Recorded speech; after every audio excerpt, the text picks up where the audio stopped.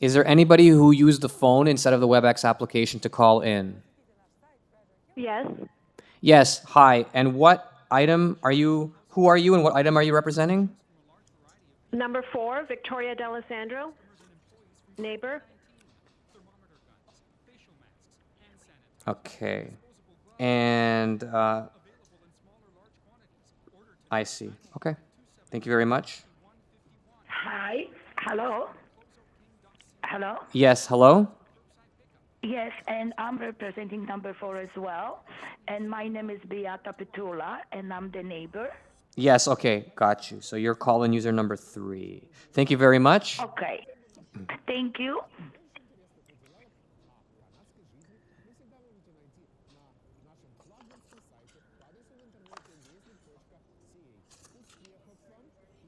No. This is a pretty, yeah. Okay. Mr. David Rubino. Hello? Mr. Rubino? Yes, can you hear me? Yes. So I was speaking with Nicoletta Zamparo, and you will both be using your profile. Is that correct? Yes, we're both on the call now. Yes. Okay, great. We can hear you. You can hear us. Thank you very much. Thank you.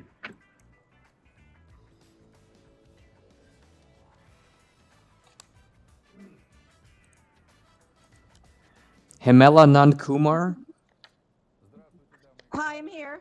Yes. What item are you speaking on? Number 14. Okay. Thank you very much.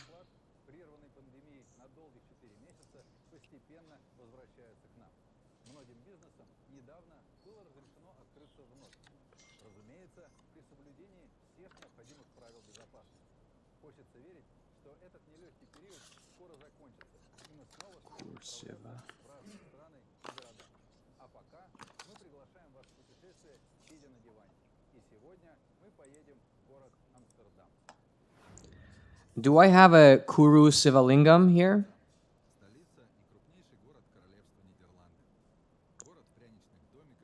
Kuru Sivalingam?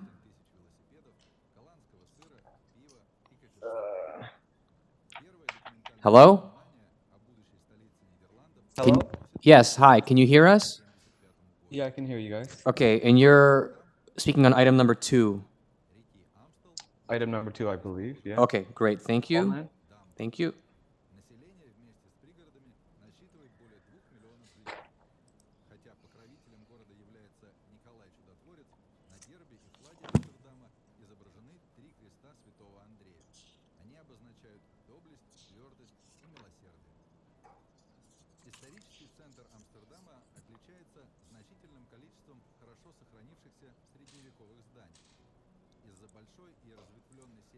Mr. Graham Barrett?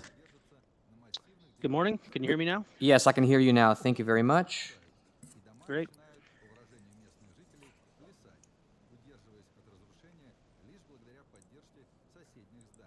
Lisa Tomasi? Yes, I'm here. Okay, 26 Upminster Crescent.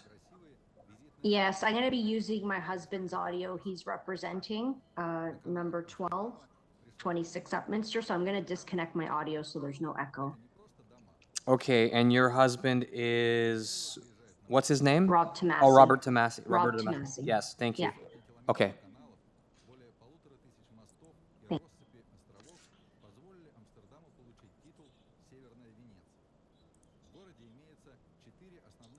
Mr. Paul McCool. Hi, can you hear me? Yeah, I can hear you now. Thank you. And Sorry, I had some audio troubles before. no problem, but you're also for speaking on 26 Upminster Crescent. Correct. Thank you very much. Thank you very much.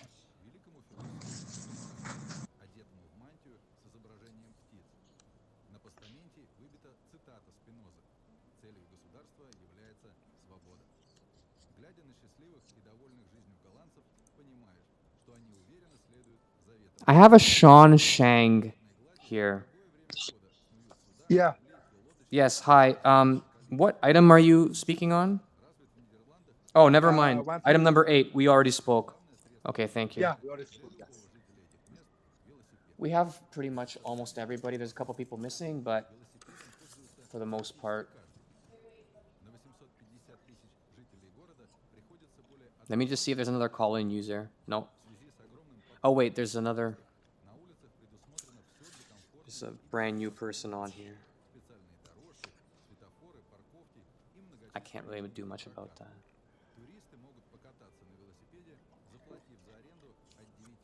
Yeah, you can start the hearing.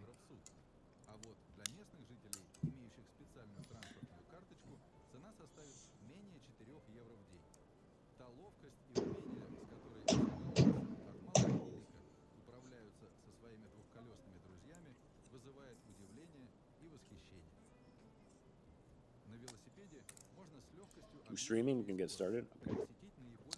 Good morning.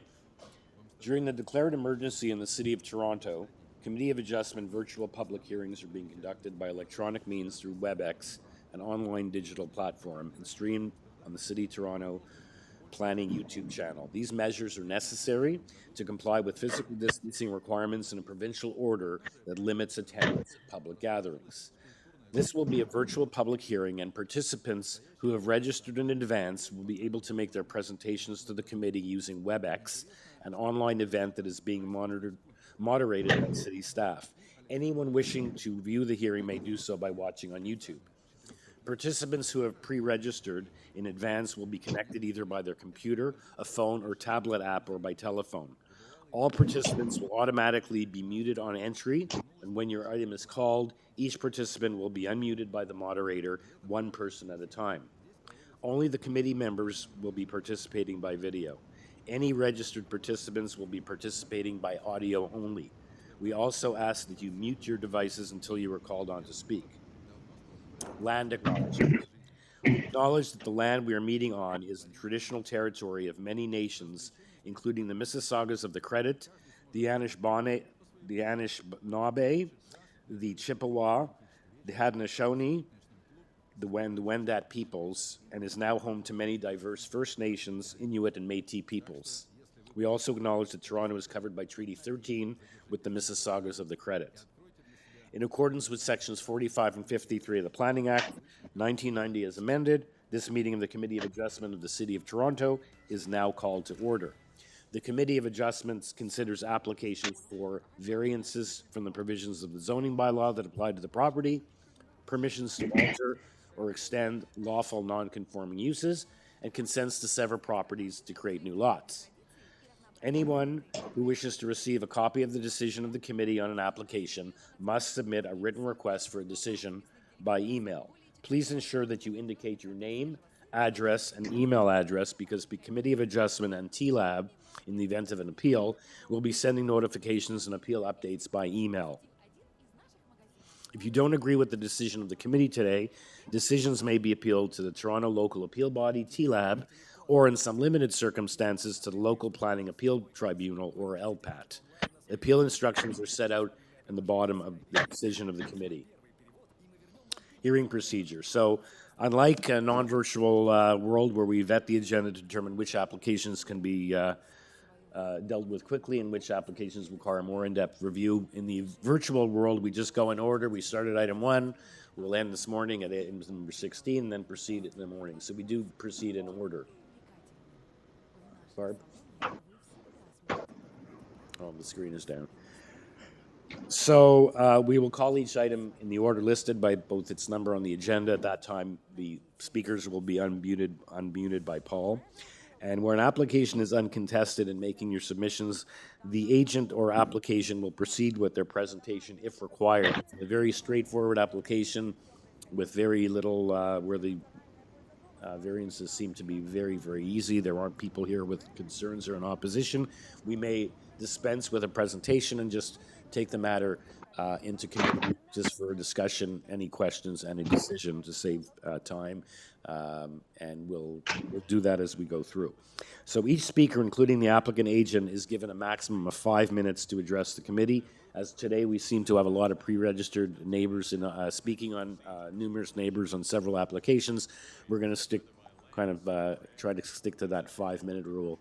And if possible, if there's a spokesperson, or we'll hear from the, yes, the people here can't huddle together as they normally do, but we'll hear from the most directly affected neighbors, and we'll hear from everyone with their concerns. We just ask the same concerns don't be repeated by subsequent speakers, and that will not advance your cause.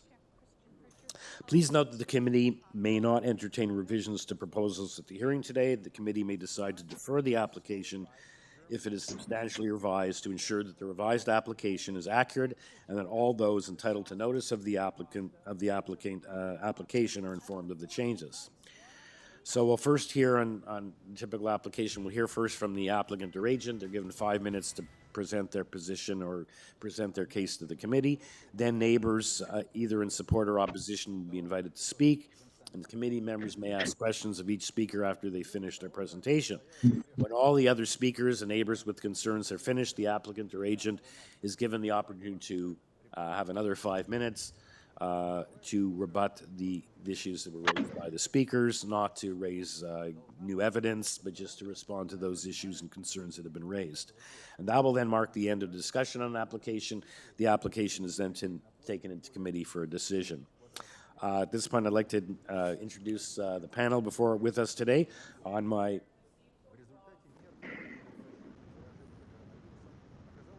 okay, that's not good.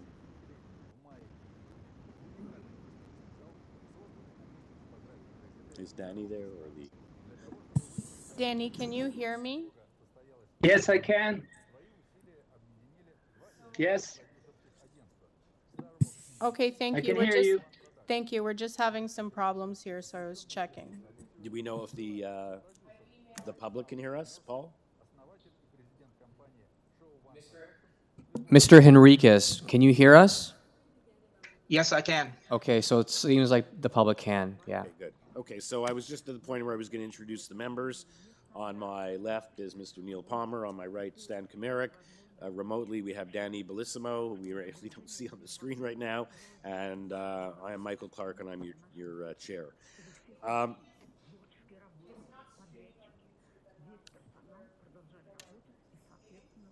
Okay. Okay. Организаторы экспозиции, компания Lighthouse Immersive, решились на беспрецедентный шаг. Дополнительное выставочное пространство по тому же адресу было преобразовано и переоборудовано с целью обеспечить возможность посетить выставку на своем автомобиле. Таким образом, зрители смогут увидеть красочные проекции и услышать авторскую музыку Люки Лангобарди, написанную специально для этого шоу, сидя в своих автомобилях в одном зале или прогуливаясь и соблюдая социальную дистанцию в другом. Пресс-конференцию продолжил Слава Железняков, инженер-строитель, специализирующийся на реконструкции исторически важных архитектурных объектов, с многолетним опытом проектирования и консалтинга в Канаде. В этом проекте нам удалось совместить свою любовь к живописи, искусству, наш богатый опыт и знания в строительстве и организации подобного рода работ. К лету 2020 года огромный бывший типографский цех газеты «Торонто Стар» был преобразован для специально созданной художником Насимом Сикарди выставки следующих проекций, посвященной творчеству Винсента Ван Гога. Президент канадской продюсерской компании Starbuck Entertainment Кори Росс представил арт-директора, главного художника и сценариста проекта Массимилиано Сикарди, композитора Луку Лангобарди и соавтора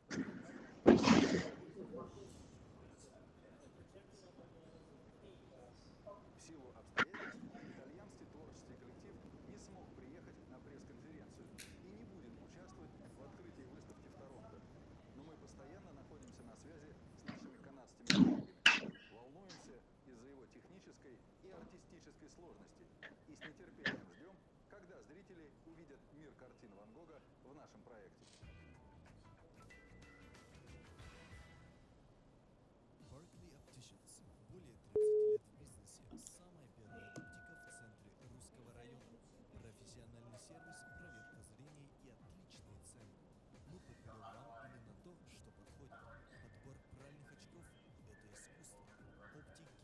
это художник, а ваш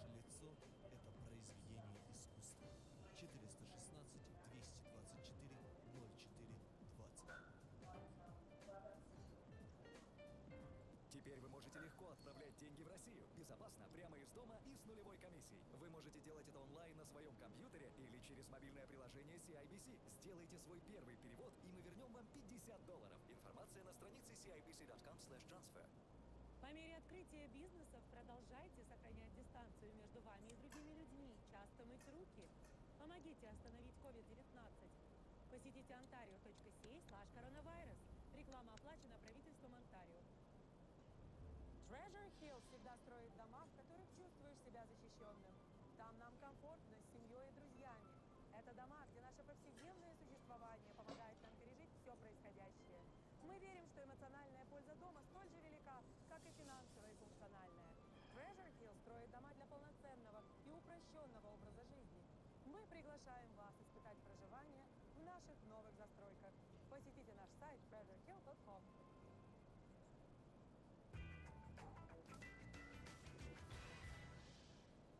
Это очень был нелегкий процесс, нелегкий. Само шоу, создание такого шоу, это технически и физически очень сложная задача. Не то, что мы не привыкли к сложным задачам в театре и в концертной жизни, мы всегда решаем какие-то сложности, которые встают перед нами. Invalid event panelist numeric password. Try again. Enter the event panelist numeric password, followed by pound. Помещения, определенных условий. Поэтому, конечно, это было все очень сложно и необычно. Наша история началась где-то год назад, когда я, оказавшись в Париже, попала на подобного рода выставку Ван Гога в ателье де Лумьер. Я очень много слышала про этот проект, и мои друзья и коллеги очень рекомендовали мне попасть туда и посмотреть, что же это такое. При этом они не могли мне точно объяснить, что ожидать. Поэтому вот это всегда очень сложный вопрос, когда меня спрашивают, что же мы можем ожидать. I can't see him at all. Дорогие друзья, и прочувствовать, потому что это в основном то, что построено Do you want me to на change your наших role? эмоциях. Однако я постараюсь объяснить. Иммерсивная, мультимедийная, Okay. дигитальная Oh, I see what you're saying. выставка, Okay. где мы смогли соединить традиционное искусство, шедевры, написанные великим Ван Гогом, и современные Can't hear you. технологии. No, Всё это Mr. Bellissimo? и показать Mr. Bellissimo. людям не просто конечный результат, к которому пришел великий гений несколько столетий назад, а процесс. Danny. Это путешествие в его ум, в его видение этой жизни. И это, естественно, видение, которое показывают нам наши итальянские художники, и это их взгляд на вещи. Однако они потратили очень много лет своей жизни изучению этого вопроса, поэтому это выглядит настолько по-настоящему масштабно и невероятно здорово. Естественно, пандемия сыграла Video, but no audio. в нашем проекте, потому что мы должны были открыться 1 мая как walk-in exhibit. Вот. Но поняв, что этого не произойдет, и остановив весь процесс нашей стройки в середине марта, мы очень долго и грустно думали, что же будет с нами, до тех пор, пока не пришла идея переделать, перетрансформировать эту выставку с обычного традиционного варианта, когда ты приходишь в любой музей или в любое место и находишься на ногах, в drive-in art exhibit.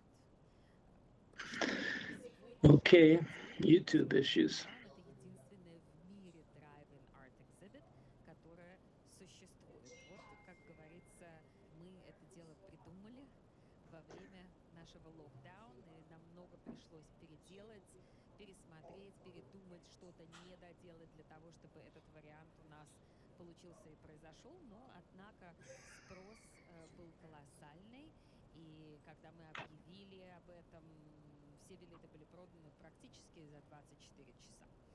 Так что в этом есть какая-то уникальность этого проекта.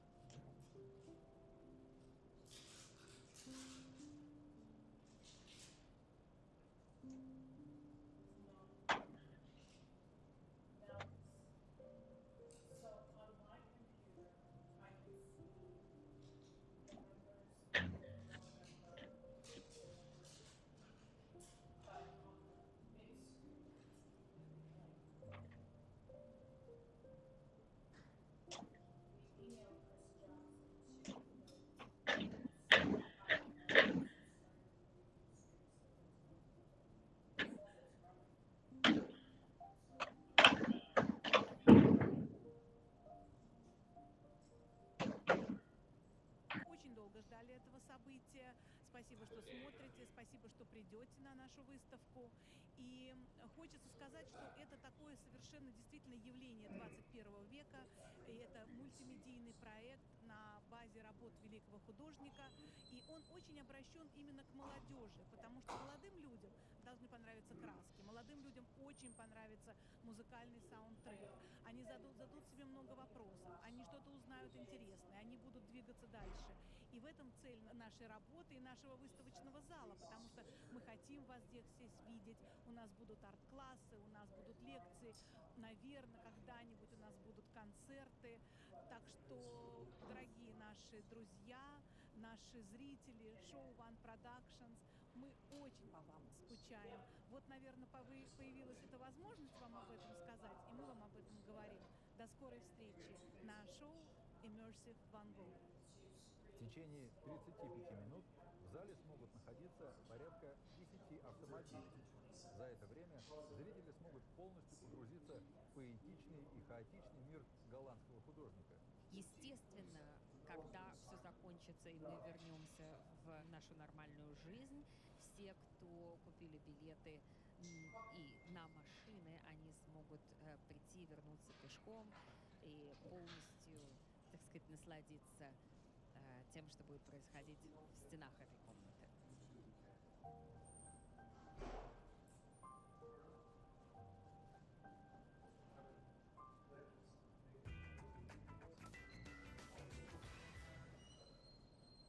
Телеканал ТВ-центр. Новый канал из России на Роджерс Кейбл. Это телевидение вечных ценностей. Семья, культура, образование, развлечения. На этом канале нет места агрессивности и скандалов. Это яркая, позитивная, жизнеутверждающая позиция тех, кто создает программы ТВ-центр. «Жена. История любви» с Кирой Прошутинским. Авторская программа мастера детективов Татьяны Устиновой «Мой герой». Знаменитый актерский капустник «Приют комедиантов». Блестящая документалистика «Тайны нашего кино».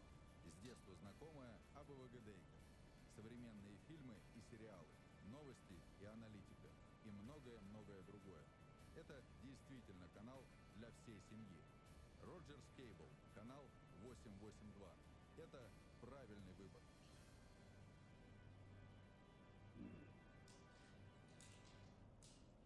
Damiani Jewelers makes your special occasions even more memorable with their timeless engagement rings and wedding bands and Swiss-made Tag Heuer watches. Let Damiani Jewelers be part of your family's traditions. If you're injured at work or become ill for any reason related to your job, call Licata Disability Management, the experts in bringing clarity to your claim or appeal. Licata Disability Management. Let them help you get the benefits you deserve.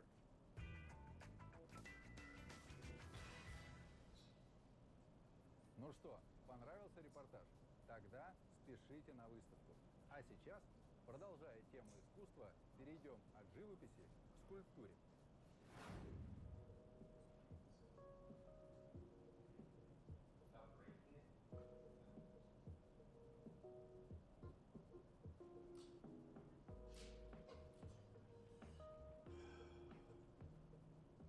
В 3 часах езды от Торонто в городке Беркс-Фоллс расположено одно из самых необычных мест во всей Канаде.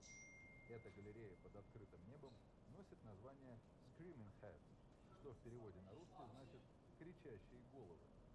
Об этом загадочном концептуальном пространстве упоминается сразу в нескольких книгах, в том числе во всемирно известном издании «Атлас Обскура», где собрана информация о самых необычных местах на планете.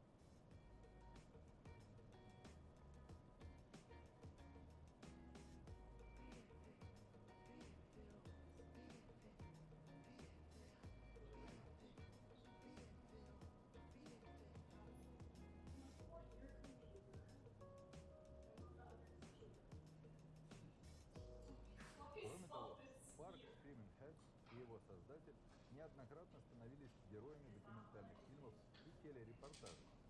Однако съемочной группы русского телевидения там еще не бывало ни разу. И мы решили восполнить этот пробел.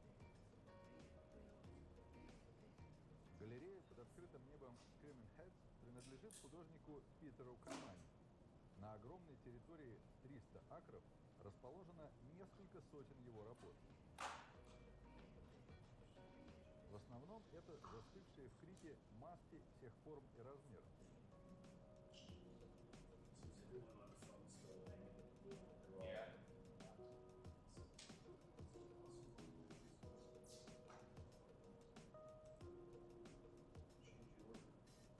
Но кроме того, там попадаются и скульптуры, изображающие другие объекты, такие как раскрытые ладони, лошади или деревья. Бывший школьный учитель и профессиональный художник Питер Камани живет в тех краях с 1973 года. В 1981 году он приобрел огромный участок земли и активно занялся реновацией территории.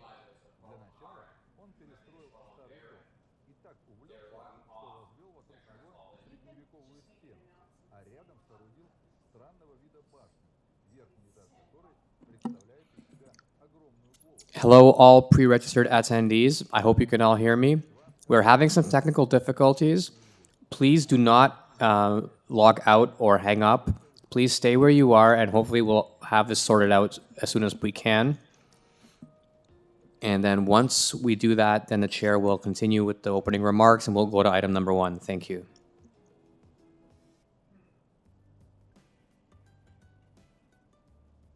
Дом Питера – это огромная мастерская, наполненная невероятными артефактами, от старинного пианино до кольца Нибелунгов, а по стенам висят фантастические полотна самого хозяина.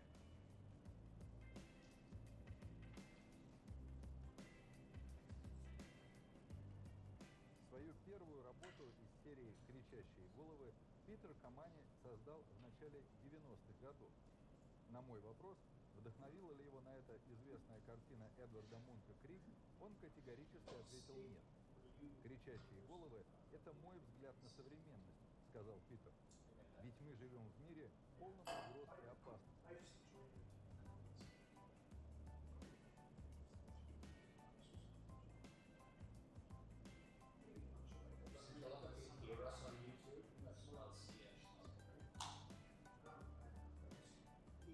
Посмотрите вокруг. Безжалостно вырубаются леса, загрязняются океаны. В мире бушуют экономические и политические кризисы. А с недавних пор на нашу планету обрушилась еще эпидемия ковида. Как на все это реагируют обычные простые люди, которые не в силах что-либо изменить? Они могут только поднести ладони к лицу и кричать от ужаса, удивления и бессилия. Вот так появились мои Screaming Heads. Стоит отметить, что художник не только рассуждает, но и сам активно борется с мировой несправедливостью. За 4 десятка лет он высадил несколько тысяч деревьев в округе и продолжает это делать по сей день. Главным увлечением для Питера остается чистое искусство и желание получать радость от жизни. Кстати, вход в его парк совершенно бесплатный для всех желающих. В октябре на огромной территории участка проходит музыкальный фестиваль, который собирает до 2000 участников со всего мира. И за годы своего существования успел приобрести статус культового. Охотно поддерживают это начинание, ведь оно приносит в казну Check, check, check. скульптуры Питера вообще можно назвать визитной карточкой тех мест, потому как отдельные его работы можно найти и у офиса туристической информации, и даже на местном стадионе. Во время фестиваля скульптуры подсвечивают яркими красками, и тогда... Okay, Ange says she can see everything. She can see Danny and the chambers. Звуки же современной танцевальной музыки... Hello. Hello, Danny? Danny, hello? Can you hear us? Найдите время, чтобы побывать в парке Screaming Heads, посмотреть на необычные скульптуры и пообщаться с чудаком. Hello, Danny? Yes, I can hear you. Люди, как он, делают нашу жизнь светлее. Danny, you can hear us? Yes, I can. Yes, What about now? I can hear you. You can. Okay, good.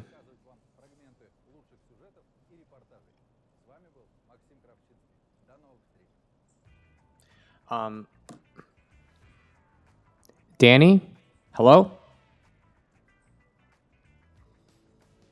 Barb.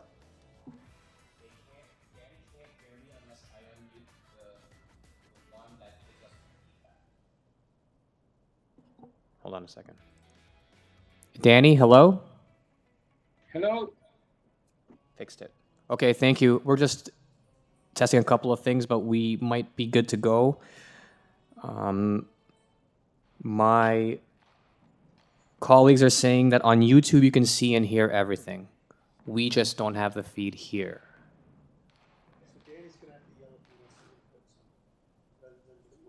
Right. So Danny, Yes? we're going to have to proceed without us seeing you. They can see you on YouTube, but we can't see you. So if you have a I can see myself on the screen. okay, but we can't. But what I'm saying is that if oh, you guys can see it? Okay, oh, okay. So maybe if we angle that so that everyone can see. I'll do it. So then Mr. Chairman will be able to at least see Danny and kind of Danny. Your microphone's off.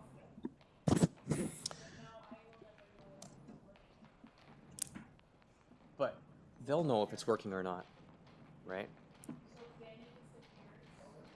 Yeah, stand. Yep. Okay. So you're not going to only watch the clock, you're also going to watch Danny. Okay, so where we left off, I just introduced the members. Confirmation of the minutes from the last hearing, which was June the 25th. Can I have a motion for approval? I will move for approval. Thank you, Mr. Palmer. Seconder? Yeah, there's no one. I'll second. Okay, all in favor? Motion, the minutes are approved.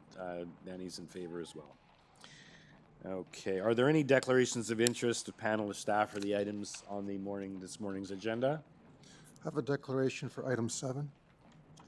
Okay, that's 25 Shaver Avenue. Okay, and what's the nature of, I believe you have to state the nature of your... I'm sorry. One of my relatives is a neighbor. Okay, thank you. So that'll be noted. Okay, any other conflicts? Okay, any requests to close files? No request to close files, and in terms of deferrals, we'll just deal with that as we go through the application. So it's now 10:35. We're a little behind schedule, so let's try to move along quickly. We'll start with our first item, 42 Fox Run. It's an application to legalize and maintain a dwelling with a total of 2 dwelling units and an enclosed front porch. We have on this application, we have support and opposition. We have a order to comply. We have registered to speak on this application Tony Henriquez, the agent, as well as the neighbors at 44 Fox Run. Paul, is everyone with us? Okay, Mr. Yes. Henriquez. Yes, basically my name's Tony Henriquez. I'm the agent for this application. We're proposing to legalize an enclosed veranda, which is approximately 19.5 feet wide by approximately 4 feet 9 inches, projecting forward from the house. Okay. So I see there's an order to comply. This is done without a permit? Your client didn't know they had to get a permit? What happened here? I'm not sure how they built this without a permit, but it's been built probably approximately 5 years ago. It was built. I mean, I don't ask why they built it without a permit. I don't think there's an excuse, but I do believe that they should have a fair chance to try and make it legal. Okay. Okay, so unless there's anything you'd like to add, why don't we hear from the neighbors and you'll have a chance to respond. So neighbor at 44, is that Mr. Truong? Alexander Truong?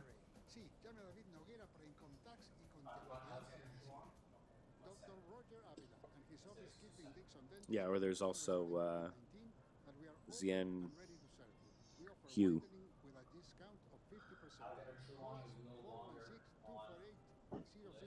Okay.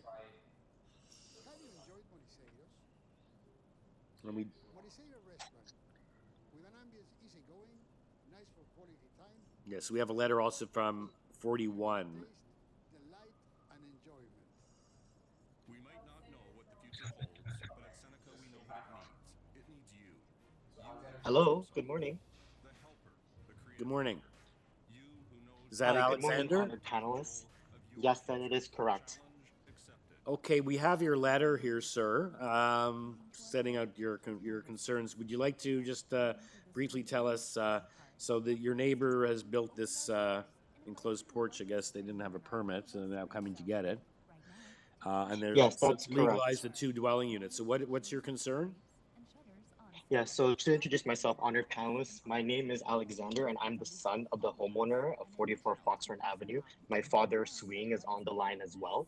We live adjacent to 42 Foxrun Avenue, and I'm here today to briefly discuss why this application at 42 Foxrun should not be legalized as outlined in my letter of objection with photos submitted to the city on June 23rd. Yep. We have 3 primary reasons. So the first reason I like to say is that we have serious safety concerns for this enclosed front porch that the homeowner has built. It has a low platform that sits on top of 5 cement pillars, with the 5th one in the center of the front basement window. If for whatever reason there was an emergency that required escape from the front basement window, I believe that tenants would be unable to crawl out to safety because of how low the platform is, and also that the 5th pillar sits directly in front of the escape route. Yeah, we And if see the that fire on your pictures here. You've given us pictures of that. Yes, sir. It is Okay. on page 3 and 4 of the Yeah. 7-page document.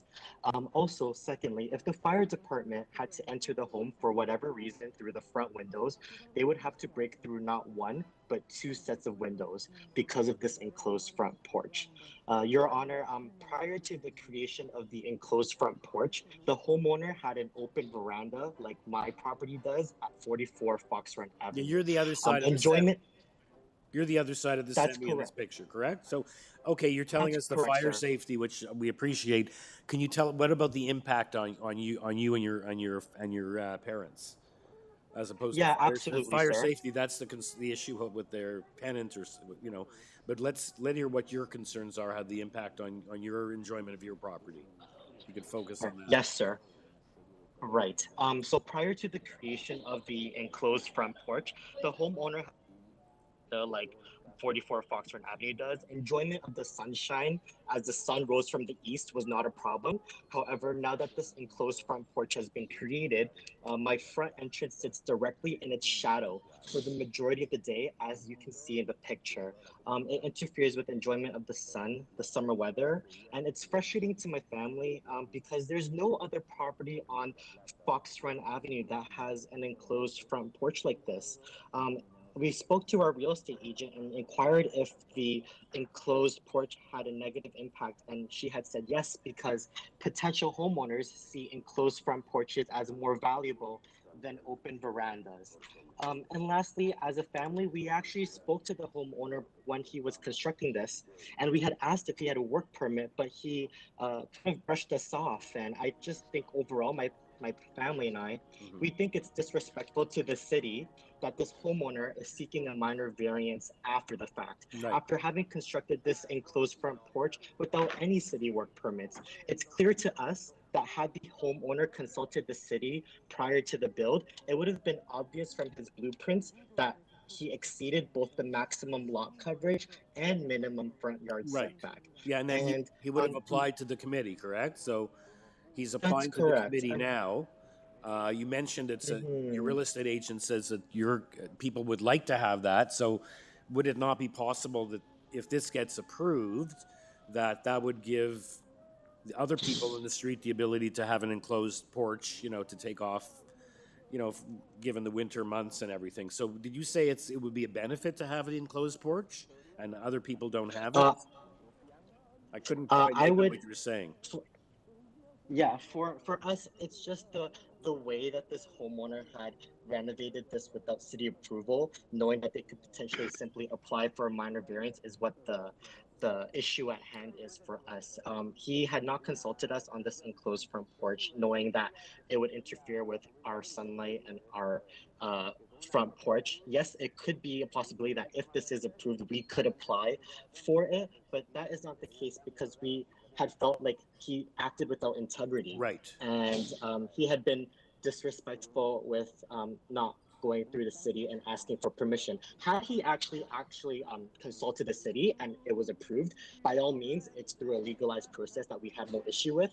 But our primary issue is that this gentleman at 42 Fox Run acted without integrity, has applied an enclosed front porch without prior city work permits, and is now applying for it after the fact, after we had called the city to inspect this property last year.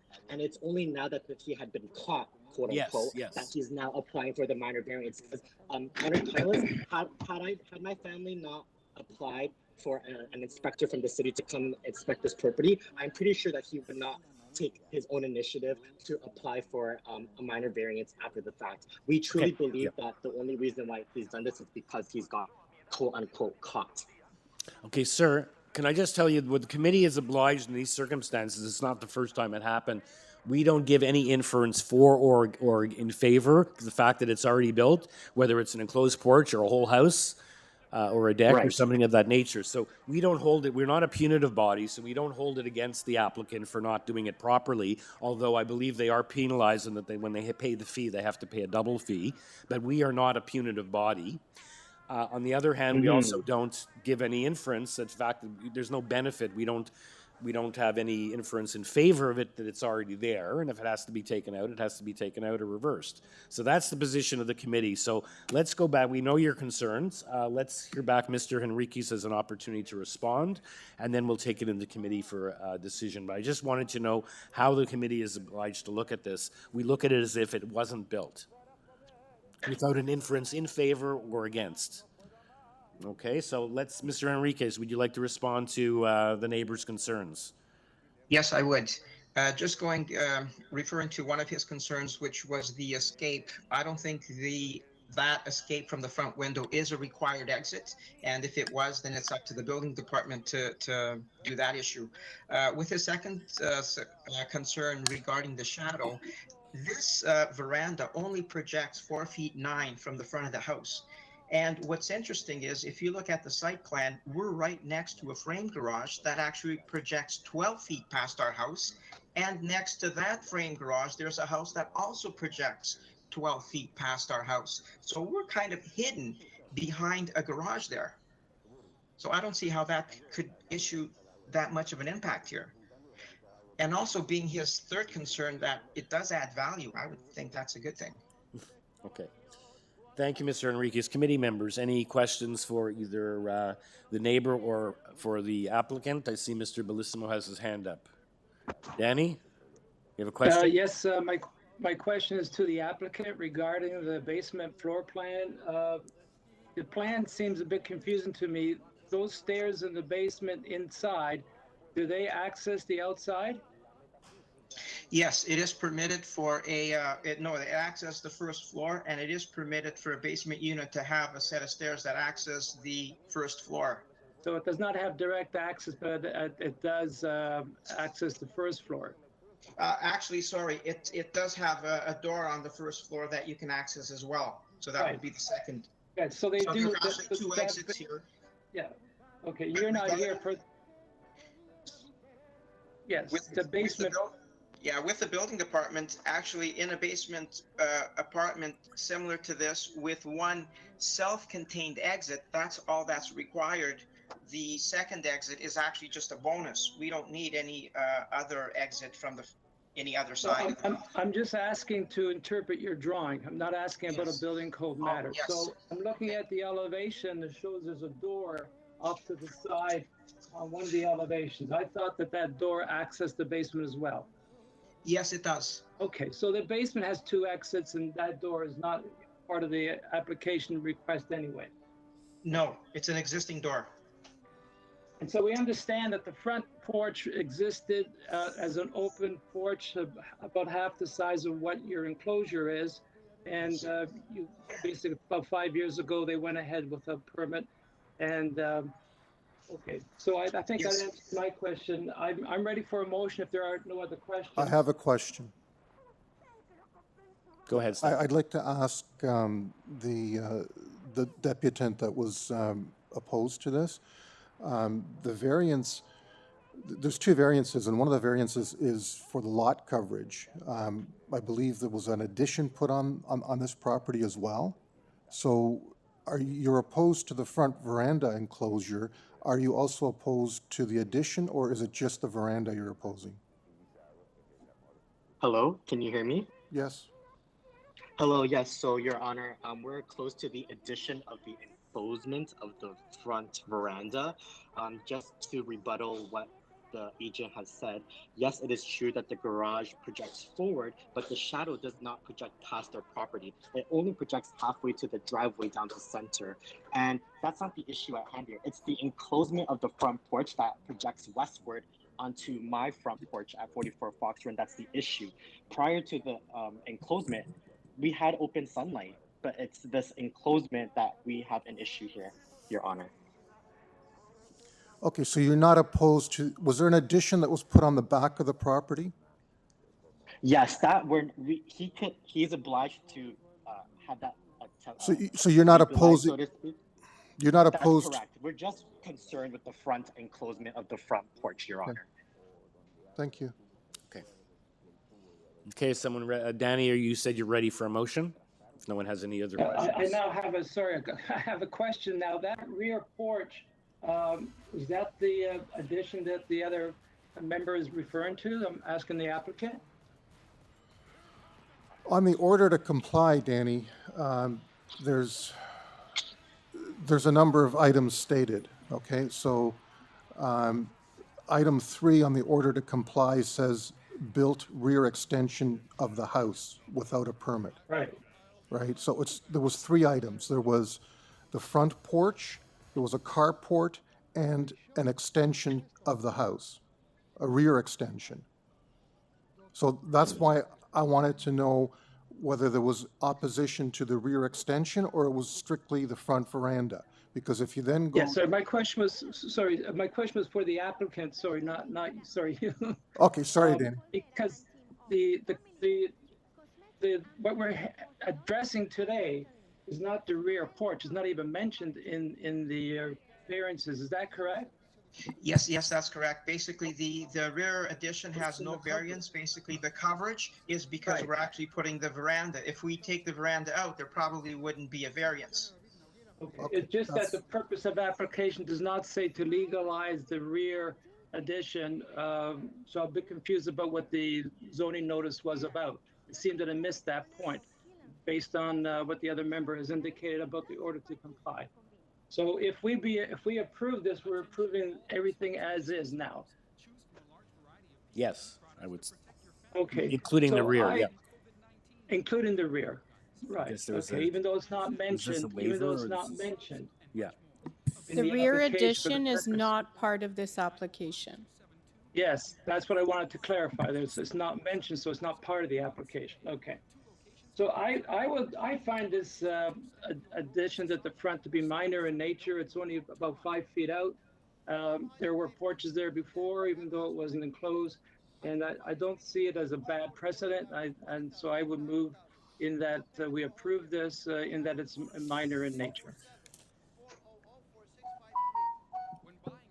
I'll second that. Okay, all in favor? Okay, you have unanimous approval. Thank you, Mr. Enriquez. Thank you, Mr. Truong. Thank you, Mr. Chairman. Thank you. Okay, we're going to move on to item number 2, which is 14 Cullinan Avenue. It's an application to, let's just get it up here. I believe we have registered to speak the agent, Jan Petrikowski, and Kiru Sivalingam from 20 Killam. Everyone's here. So just the purpose of this application is to build a new detached dwelling with an attached garage, and there are 3 variances. The primary one is going in FSI from 0.45 to 0.55. Committee members, would you like a pretty straightforward application? Would you like a presentation, or should we hear just from the neighbor first and give the agent an opportunity to respond? Does anyone want a presentation? No? Okay. Is Mr. Sivalingam there? Mr. and Mrs.? The neighbor Yeah, from I'm 20? here. Okay. You've registered to speak on this application for this new home. Can you let us know what your concerns are? And then the agent will have a chance to respond.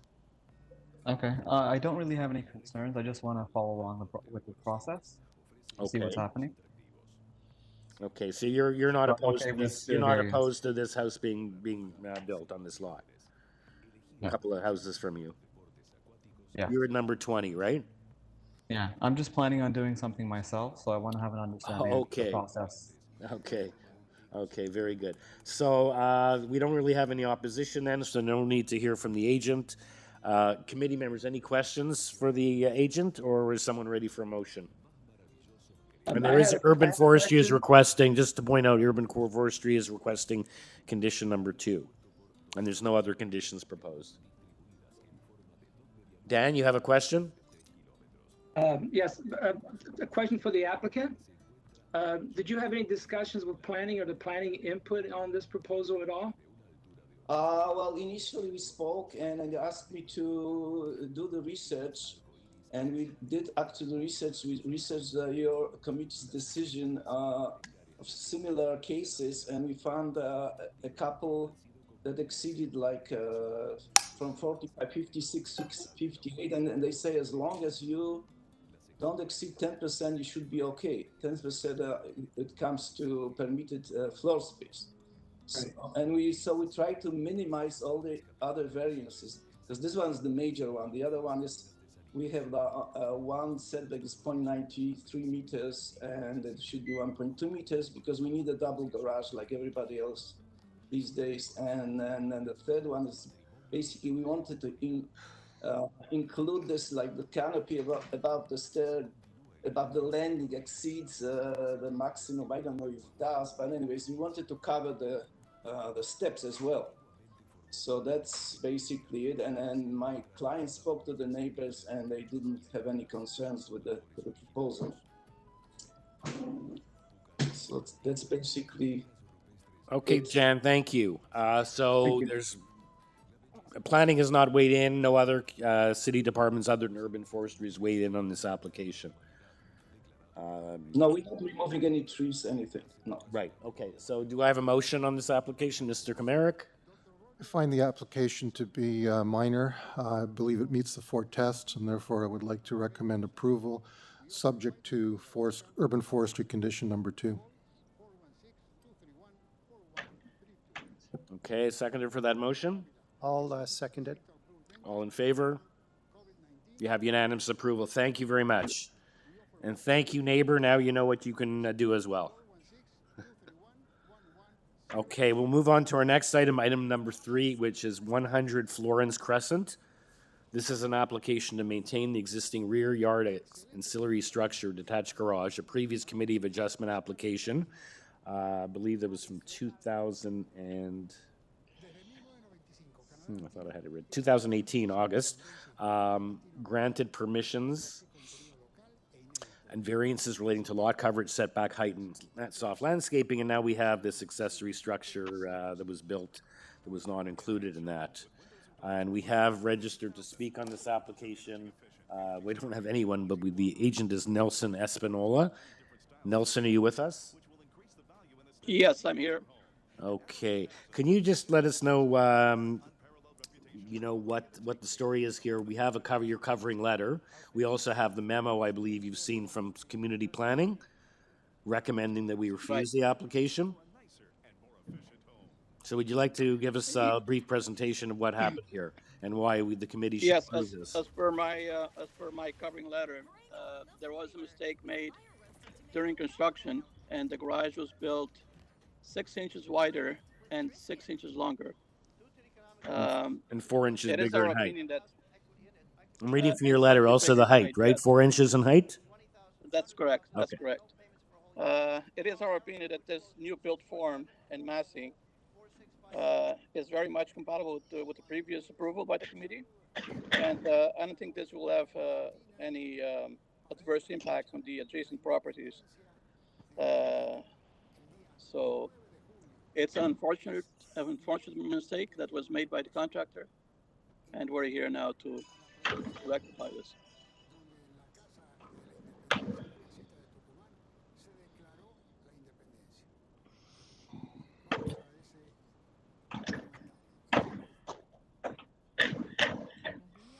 Can I ask a question? Yeah. Anyone have any questions for Mr. Espinola? Okay. Is there any feedback from the owners at 102, Florence? No. Have you spoken to them? No concerns there with either neighbor. Have you spoken to them? The owners have, and they have no objections to this. Yeah, they haven't communicated. I'm just reading the planning report. They sort of say it was done in error, and they're recommending refusal. How easy would it be to comply that it's already built? So you're a little bit over on the soft landscaping in the rear yard, and then you have the side yard. we can actually make that landscaped area being the same as previously approved. If you look at the south portion of the one-story addition, we can have that area there landscaped as well. So in terms of landscaping, will be the same or even better than what was approved previously. Yeah. Okay. So this happened to as you state in your letter, due a unintentional error by the contractor with the overall dimensions of the garage. 4 inches higher in height, 6 inches bigger in width and length. As I'm reading from your letter. That's correct. Committee members, any questions for the applicant and based on the cover letter and the planning report? Or is someone ready for a motion? Mr. Bellissimo? Quick question. So this error was caught by a building inspector during construction? That's correct. Okay. And then at what stage is the construction now? Well, it stopped, but okay, so it's not completed. It's not completed yet. It's no. not. So you followed the instructions and you stopped the work. Good. Thank you. I'd like to make a motion for approval if there are no other questions. Thank you, Danny. Seconder for Danny's motion. I'll second. Mr. Kamarick, all in favor? You have unanimous approval. Thank you. Thank you. Okay. Okay, item number 4 is 30 Hill Garden Road. It's an application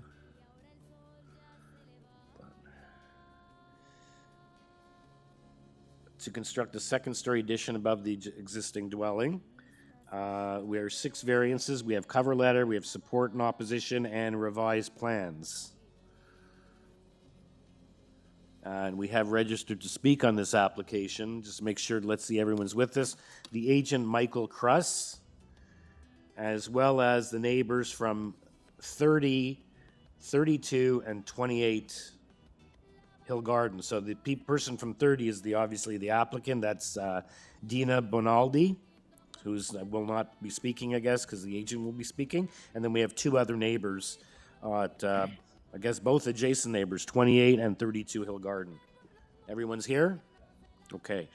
So let's hear from, like I stated, we did have support and opposition on this application. So let's hear from the applicant. Yes, Agent Michael, is that Michael Kruss? Yeah. Okay. Would It you like is. to give us a brief presentation, given the, and just let us know if you've spoken to the neighbors or your client has spoken to the neighbors? Yes, You they see have. they're I both- have they're a brief both in attendance. presentation. Okay. Yes, if I may just read through a brief presentation. Sure. Okay. So yes, my name is Michael Cruz, and I'm the principal of TAC Design, and I'm the lead designer for this house, renovation and expansion, and I'm the agent representing the owners. I'd like to thank the committee and the staff for making this virtual hearing happen. So regarding the stadium variances we are requesting at 30 Hill Garden, we believe the variances to be minor with little or no undue impact on the neighboring properties. In reviewing 57 previous notices of decision for properties within 500-meter radius of 30 Hill Garden, our variances appear to be in keeping with those granted by committee. The owners, Diane and Jerry, are committed to creating a beautiful home for the family and one that will be a lasting positive contribution to their street. We have received comments from the City Planning Department There are 3 letters of support from the neighbors directly across the street, and there are 2 letters of objection from the immediate adjoining neighbors. So regarding the city planning comments, we submitted a redesign of the garage addition to include a window facing the street and softening the look of the house by adding a second gabled roof. Also, in regard to item 6, I would like to note that the proposed driveway width is within the existing driveway on the property. I would like to address the 2 letters of objection from the immediate adjoining neighbors at 28 and 32 Hill Garden. Our client, Diana, reached out to both of these neighbors to review the proposed design and to discuss any concerns they may have. Upon and after initial contact that was made, the neighbors were unresponsive and chose to submit their concerns via letters to the committee. After consulting with their client, I would like to address those concerns first stated with 28 Hill Garden, which is on the east side. So regarding the matter of height, we are able and will reduce the overall height by 12 inches from the 10.57 meters to 10.27 meters as requested. Hold on a second. So you're proposing to make a revision downward to your plans? Correct. Okay, so can you just repeat that? It's variance numbers, just so all the committee members and staff can note what you're advising us of this. So which variance is that? It's variance number 2. Okay. I believe it's variance number 3. Yeah. Okay. You must be reading from the zoning review. Must be reading from a different notice. Yep. The zoning review. So the height is going from 10.57 to 10.27. So you're taking off 0.3 of a meter. Okay, a foot. Okay, any other changes? Well, regarding the issue of privacy, due to the windows on the east side of number 30, we acknowledge both parties would like to retain reasonable privacy between themselves. So we will provide frosted glass to 5'6" which is 1.68 meters above the finished first and second floors. Madam Secretary Treasurer, is that something we can impose as a condition? I don't believe so. You're shaking your head. But I guess the neighbor can understand that we are willing and able to do that. That is one of their concerns.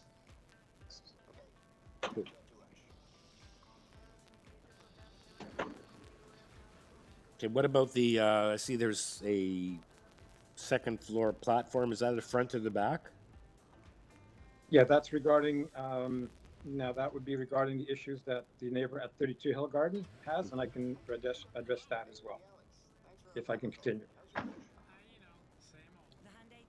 So in reference to the concerns raised by number 32 Hill Garden, yes, regarding the matter of height, again, we are going to reduce the overall height by the 12 inches that we've already stated. Right. I'd also like to point out that the peak of the taller roof is substantially further away from 32 than from 28 to St. John. Now, regarding the loss of natural light due to the garage addition, the built form of the garage is as of right. Okay. Now, regarding the issue of privacy due to the terrace above the garage, the size of the terrace has no impact on the view into the bedroom window in question. The terrace has a full height wall along its entire west side, including being roofed in and with an open skylight. Our client's current house has 2 windows and a door on the west side, which currently afford a full view and direct views into that bedroom window. These 3 openings are in fact being eliminated as part of the new build and redesign. Also, I studied the views from the second floor of the terrace and within the house, and at no time is there a view into that bedroom window. It's only if you were to lean over the railing and like crank your head over would you be able to see that bedroom window. So in fact, their issue of they're going to have more privacy now than they in fact have currently. So if I just conclude, given the minor nature of the variances that we seek, their minimal and negligible impact on the adjacent neighbors, and the willingness of our client to address planning department concerns and those of the immediate neighbors, as I have outlined, we ask the committee to rule in favor of our application. Thank you. Thank you. Okay, Mr. Crust, we have the neighbor at 32 and 28. Would you both like to speak? So let's hear first from 28, Bita Petula. Hi, my name is Beata Petula, and I like whatever the architect had said that is representing the other side of the neighbors. Yep. I think that that my point one was fully done. Therefore, this height the roof it's reduced already. I misunderstood a lot of things about the windows in terms of my privacy. I just would like someone to tell me what does it mean 1.6 meters. Is it what I asked for, which is 5.5 feet from the floor? Sorry, you want to know if what you were asking for, you mean when you Hello? were speaking to the applicant or the agent? No, I just heard the agent talking about some results of my points being made to the Committee of Adjustment. Yes. So I see already that the change has been done with regards to the height of that Yeah, he's object, taking of that 0.3 home. of a meter or a foot off the height. He's reduced the height by 1 foot. Correct, yes. And my question is regarding the windows. Is the windows going to be reduced as I addressed my concern? Those windows on the first floor and the windows on the second floor? So they can get the light and the ventilation, but avoiding the view on my private backyard, on my property? Well, he said he was talking about frosting them, and we can't impose. You have to deal with him directly on that. We can't impose frosted windows. Is that only on all the windows? I'm not sure what he was proposing. I'm talking about all the windows. This is all new to me. I have already built my privacy by investing a lot of money in order to have the 6 feet fence, privacy fence. Then I did all the trees around it. So I spent quite a lot of money in order to keep my backyard private and protect my privacy. So what I am asking for, it's only for those windows that have direct view on my privacy. And I would like them to be reduced according to those sizes that I did make a point in point 2, 3, and 4 in my letter. So I just would like to keep the privacy that I have as a little interruption that could cause by having this beautiful house built. And I would suggest frosted glass and that little window in the kitchen. I just don't understand why does it have to be there, since a lot of windows are being planned on the back of their property, that it's an open concept kitchen and a living room. Why this little window should be there that has a direct view on my backyard? So I would like to address that. And of course, the size of the window does make a difference to me, since I do not want to have any options here, either I'm being looked at or not. I would like to keep it private the way I originally did. And as I said, I already invested a lot of time, a lot of money to keep it that way. I would like my neighbors to respect that.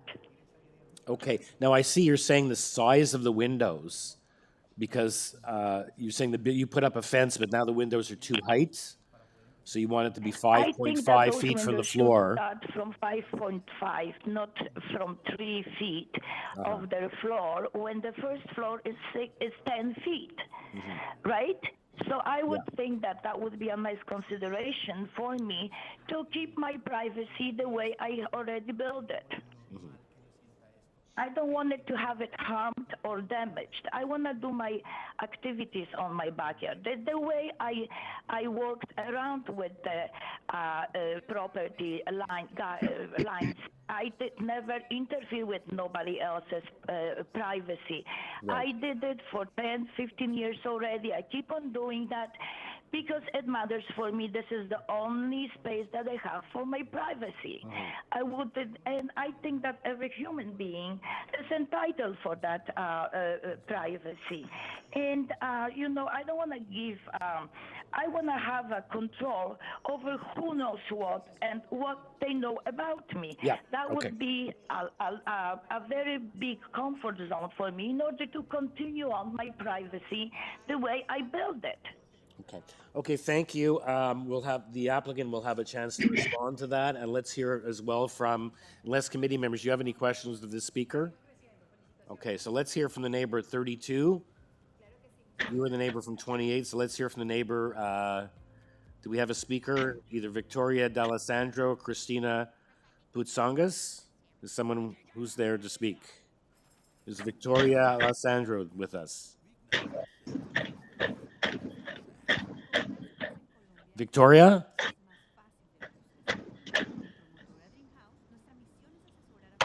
Mr. Chairman, this is the right call-in user, but there are a couple of additional call-in users, so I can maybe try them. I'll Okay, unmute well- them temporarily, just to see if that's the case, if you can try again. Okay, Victoria D'Alessandro we're looking for.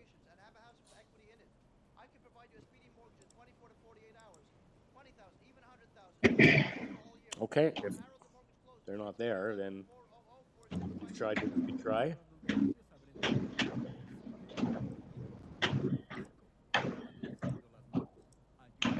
Yes, there's some noise in the back. That's the call-in user. That's Miss D'Alessandro, but I don't think she can hear us. Okay. Mr. Kruss, are you still with us? 1 second. Let me just unmute Mr. Kruss right now. Okay, good to go. Okay, we have heard from the neighbor at 28. We can't reach the neighbor at 32 with their concerns, but we do have their letter. Yes. Dated July 7th. So can you respond to those concerns and the concern of the neighbor at 28 and just let us know about the windows? And I know their concern was the windows were too large, and you talked about some frosting, but we can't really impose frosting as a condition. So can you just respond? Well, we have listened, and we respect the request from the neighbor at 28. And as even currently in the house at number 30, there is a window facing her property, and they have frosting on a bedroom window that does have the potential of looking into her backyard. So again, we will we are more than happy to put frosting up at 6 above the floor on the ground floor and on the second floor to offer the privacy, because it's about diffuse light coming in and ventilation. We don't want a view into her backyard as much as she doesn't necessarily need to have a view into our property as well. So I believe we are addressing her concern very clearly. Okay. Committee members, any questions for Mr. Kruss, the agent, or for the neighbor? We have the letter from 32 with their concerns, although we haven't been able to hear from her.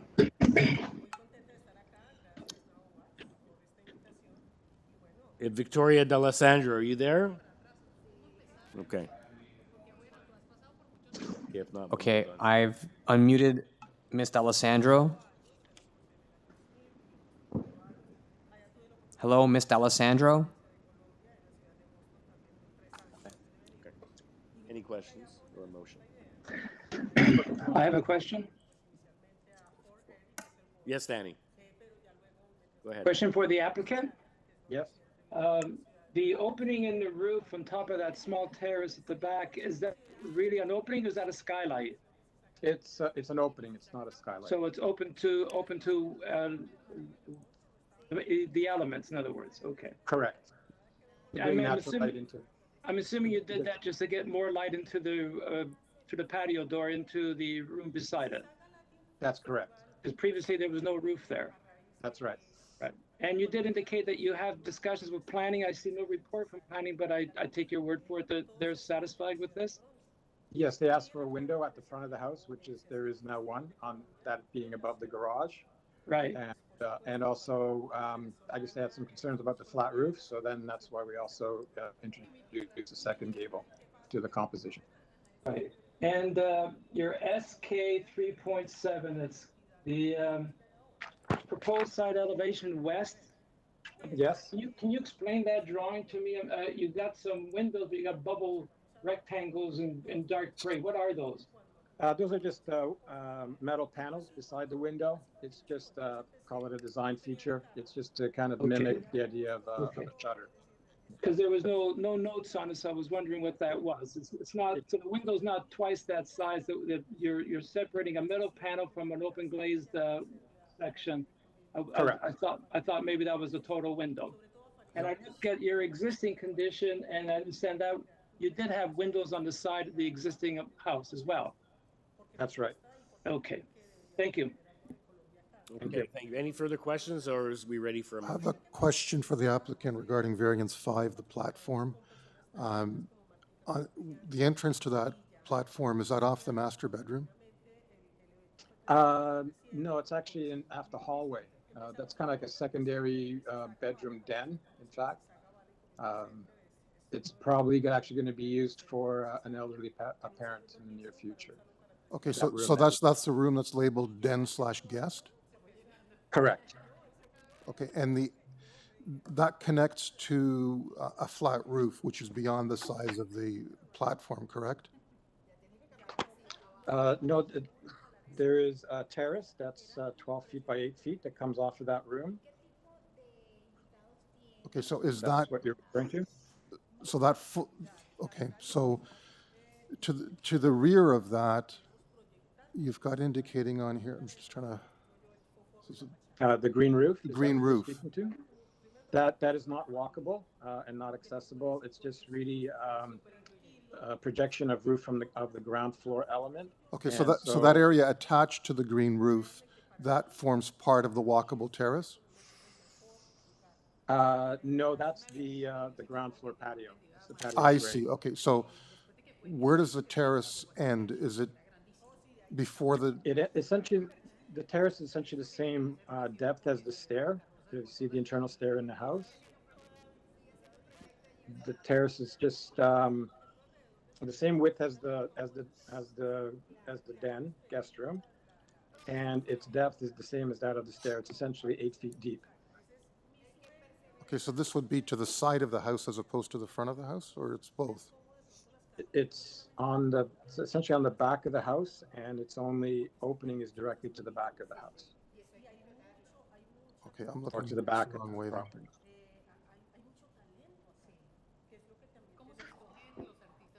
And your comment was if you were to eliminate that variance, you're still going to have that flat area there, right? You could have a room there with a window, which would not essentially change, I guess, any of the overlook issues. Okay, and so then my question to the opponents, do either of them have issues with variance 5, the platform? No? Sorry? Sorry, You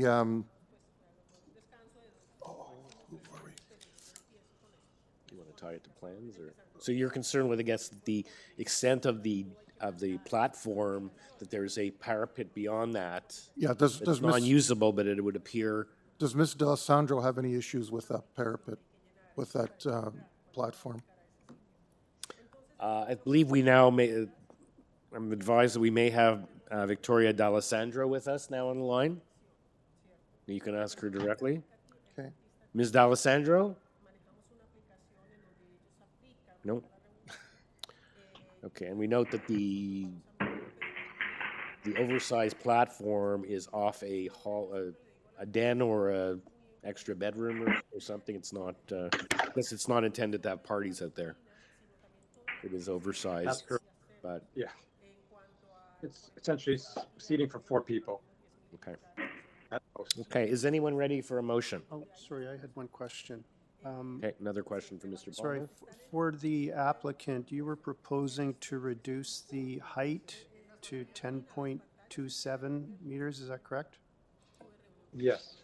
Okay. Question for staff, are we allowed to consider a revised variance, or do we have to consider what was in the notice? Can be reduced. So the chair did advise that we would not be considering revisions at the hearing. If it's something that can just be done by reducing the height and you don't need revised plans, then that's something that can be accommodated. If it becomes a setback or GFA coverage issue, then no, because that affects other variances. Okay, so then we'll have before us for consideration all of the variances requested except for the height variance, which is reduced to 10.27. Okay, is that your motion? Or that's what's before us? No, that's yeah, what's that's what's before us, yes. Sorry, I'm really sorry to interrupt, Mr. Chairman. I'm getting messages from my colleague at the office. So he's in contact with Victoria D'Alessandro from 32 Hill Garden Road. I don't know how. And she's trying to call in, and she's adamant that she wants to speak. So I'm going to put Mr. Cruz on mute, and I'm going to unmute every other call-in user right now because I have a bunch. Is there a Victoria D'Alessandro anywhere on these lines? Yes, I'm here. Can you hear me? Yes. Can you advise us what number you are calling in from, or the first 3 digits of your telephone number, please?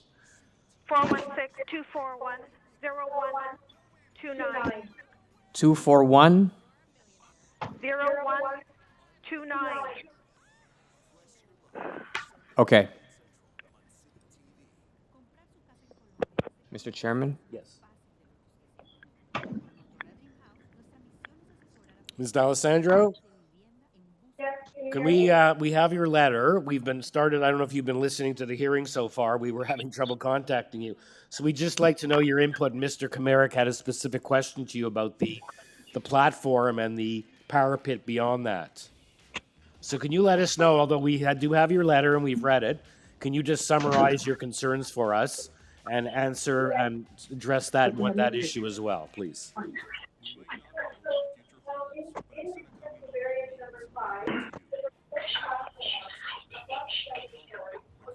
We're having trouble hearing you. Can you try to are you on speaker or? We can barely hear you. We can barely hear you. Paul, can you mute caller 11 and 12 because we know that's not her.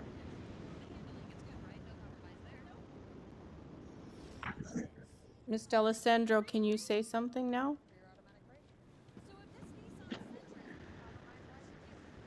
Ms. D'Alessandro? Okay, Open the line and hello.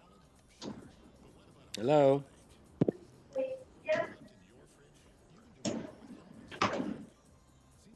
She just hung up.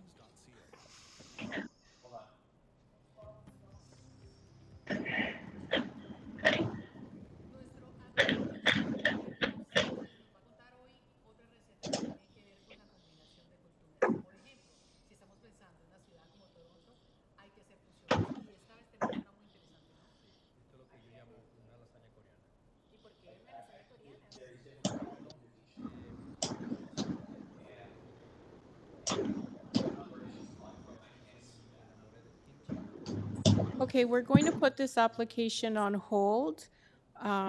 If she can try to call back in from the first number she called in before, because that was working fine. We'll go to item 5, and when we finish item 5, we'll try to see if she can reconnect. Okay. Okay, so calling item number 5, which is 120 through Strath Avenue. And we have, the next two look very straightforward because they're pretty minor and we don't have anyone registered to speak in opposition. So item number 5, do we have with us David Rubino and Nicoletta Zamparo? Yes, Owners. can you hear us? Okay, yes, can. Welcome. Welcome, thanks. So this is a new detached dwelling with an attached garage with 4 variances. Planning has weighed in that they have no objection. Urban Forestry is asking for their condition number 1. Unless there's something you'd like to add, I suggest that we just see if committee members have any questions for you. We don't have any letters of opposition on this or other city departments weighing out, other than planning telling us they're okay and urban forestry looking to impose a condition. Committee members, any questions for the applicant? No questions? Okay. Would you like to add anything to what you do here? No, that was pretty much it. Okay. You know, we went around to the neighbors. We spoke to them. We received one letter of support, and there hasn't been any objections. Yeah, thank you very much. Thanks, committee members. Okay, let's see if anyone has any questions or if we're ready for a motion.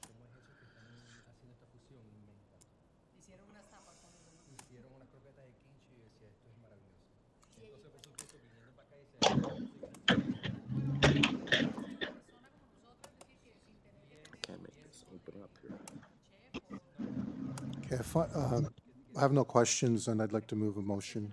I find the application to be minor. I believe it meets the Ford test. I would therefore like to propose a motion to approve, subject to forestry condition number 1.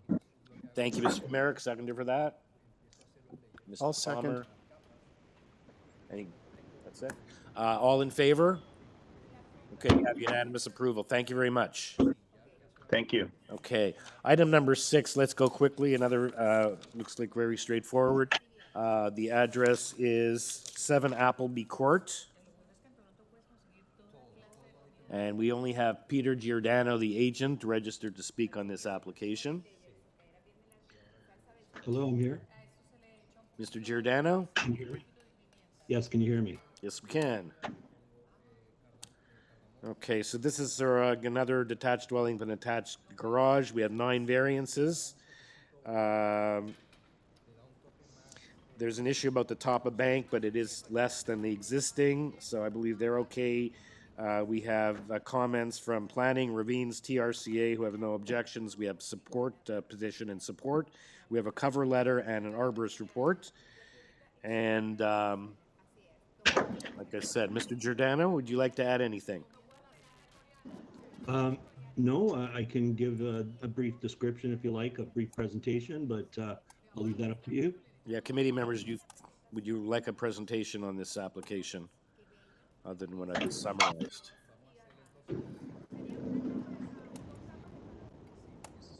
Not necessary. Okay.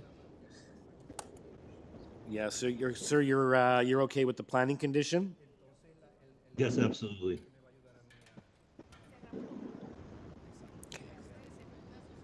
Okay. Does anyone like to make a motion?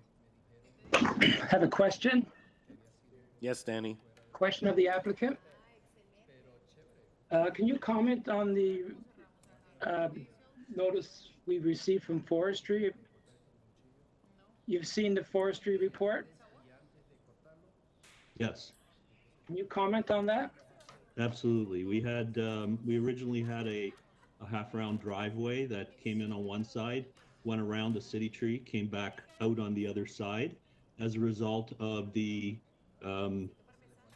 driveway being within the tree protection zone of that front tree, we've modified the driveway. So you'll notice that the driveway on our site plan is now modified, and we no longer encroach on the tree in the front of the yard, the protection zone for that tree. As a result, we will be applying to still be within the injury zone of that tree because it's quite large, but we've had verbal consultation with the planning staff with the forestry, urban forestry, and we're confident that we will, with application to injure, that they will approve the new driveway condition. So their recommendation to deny this is not that firm, based on what you're saying. Correct. It was based on a previous driveway condition, and we've since revised the driveway to show it differently. Okay, I was a bit confused because they're telling us here, if I'm reading correctly, to deny the application. Yeah, Because of the impact. You'll see there are 2. There's one that was dated, I think it was March or April, and then there's a second letter that was Right. Okay. So you worked things out, and now they're okay. Yeah, you're okay and with now the they're forestry. okay with it. They're just I asking. was looking at the May 27th one. You're saying there's another one. Okay, I missed that one. Yeah, I think it's July the 2nd, and Okay. it only has a condition to apply That's for. great. Thank you. If Thank you. You've answered my question. If the members look at the consolidated memo, there is only a request for condition 1. Yes. That's what I did. You could look at because there's, over time, especially with COVID and everything being put on hold, things have changed. So when you have multiple reports, so the last one, as I stated in the opening summary, it's urban forestry condition number 1. Okay, any further questions, or is someone ready for a motion? I'll propose that the application be approved. I believe it's minor. I believe it meets the 4 tests. I would make that approval subject to urban forestry condition number 1. I would also make it subject to planning conditions 1, 2, and 3 as set out in the report. Thank you, Mr. Kamarick. I'll second it. Thank you, Mr. Palmer. All in favor? Unanimous approval. Thank you very much. Thank you very much. Have a great day. Thank you, Mr. Giordano. We'll see you again. Okay, are we going back to number 4? Are we ready, or should we go on to number 7? Mr. Chairman, I believe I may have located Miss D'Alessandro. I'm going to unmute caller using 11. Miss Victoria D'Alessandro, can you hear us? Okay, so let me go on to the next call-in user, number 13. Oh my gosh, why? Miss D'Alessandro? Can you hear me? Yes, you have 2 devices on because that's why you're getting feedback. You have to turn off the device that you're not speaking into. She hung up. Miss I don't D'Alessandro? have the computer on. Oh, Hello, that's better. can you Hello. hear me? Yes. Yeah. Thank you. Can you hear me? Yes. Hello. Yes, we can hear you now. Awesome. Oh my Welcome. goodness. Okay, so have you been following along? We've heard this application. We're just waiting for your input. Yes. You've been following the application, right? I've been trying to follow the application, but I've been mostly trying to voice and Yeah, say, can you hear okay. me? But good morning. So my name is Victoria. I live at 32 Hill Garden. We've lived in this property for over 49 years. I am opposing the variance number 5, which is the maximum proposed area of each platform, 4 meters squared to their proposed second story of 8.7 feet. I believe that this area, in my opinion, is excessive and overbuilt. By allowing this platform, this will greatly compromise my privacy. This is not a minor variance. It's double over the allowable variance, and it's too large and too important to be considered minor. It will have a great impact on my property. The homes are too close in proximity, 5 feet from property line, and if a terrace over the extended garage is built, I will lose all my privacy in my bedroom. The proposed terrace in the backyard will have a bird's eye view looking directly down into my bedroom. I'm not comfortable with this potential overlook and loss of privacy. I asked if the terrace is built within guidelines and frosted glass is used at least 5 feet high. This may avoid any overlooks. So, sorry, if I can just interrupt for a second there. The opaque frosting is not on the windows of the house, but on you're saying on the sides? There's 3 sides on the balcony, right? I'm referring to the terrace, and if you refer to sheet number SK 3.6, bubbled in is the glass. So the glass on the terrace walls. Correct. Yeah, both on both sides and looking back towards the backyard. All 3 sides. There's only one side. Okay. There's only the one side. If you look at sheet SK 3.6, it's marked in the bubble, the glass that I'm referring to. Okay, I'm just pulling up my plans. Everyone following along? It's the revised plans of June the 25th, I believe. Okay. And drawing number SK? 3.6.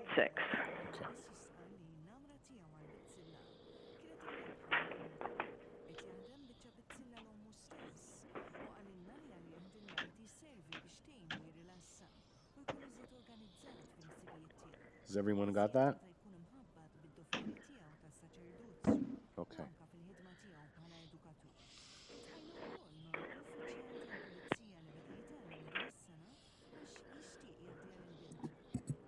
So for reference, that was previously shown as a flat roof, and the applicant has revised that to be peaked. Yes, and you'll see a bubble there with the glass. Yep. Okay.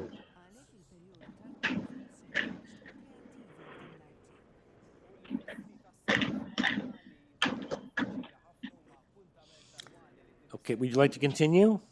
That's your Yes, can concern, you that hear you me? want that variance, the size of the, you're concerned with the size and the placement of that balcony providing overlook, and you want the windows to be frosted. Frosted window. or appeared in some way and at least 5 feet so there's no potential overlook. That terrace will be too close to my house. I understand that all 5 homes in a row here are built with windows on the side. We're all looking in the same. But right now, you're looking directly, not down into my room with a terrace.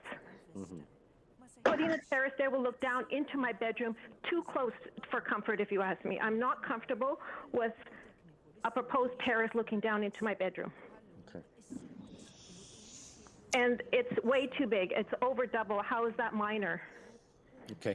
Can you, any committee members, you have any questions then for the neighbor, or we'll give the agent a chance to respond to those concerns in addition to the concerns that we've heard from the neighbor at 28? No questions for Ms. D'Alessandro? Okay. Yes, can you hear me? Yes, so let's now hear back from the agent is now going to respond to your concerns, as we already heard from, he responded before we were able to reach you with concerns at 28, but he has an opportunity now to respond. If that's all unless there's something else you'd like to add, or you're done? Ms. D'Alessandro, are you finished with your submission? No, I'm not. Hello? Okay, so continue. I'm not to mention there'll be an opening in the terrace roof, which will make noise more apparent because our homes are very close in proximity. Mm-hmm. And I have windows. Majority of my windows are on this side of the house where they propose to put this terrace. Paul, can you put up and zoom into SK 3.9? It shows a 3-dimensional plan. Yeah. Which does not show access from the second floor onto the roof.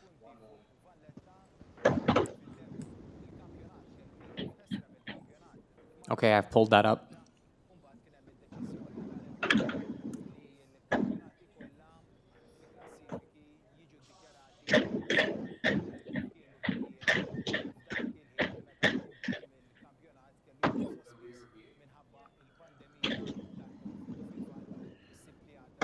Okay, you can see that? It's up on the screen. Hello? Yes. Can you hear me? Yep. Sorry, it's Victoria still. I'm not comfortable with the applicant saying that unless they look over and put their head out the window that they can see into my room. That's not a comfort level for me. I have no control of somebody looking over and into my room. My control is not to have that and to have an obscured glass there, not to have them allowed to be overlooking into my room within 5 feet. Okay. Okay, we now have put up on the screen SK 3.9, which is the rendering of what's proposed here, the front view, the entry view, and the rear view. So that's been put up on the screen here. So I don't see, where's the second story platform here? Is it the area above in the corner? The second story is at 3.6.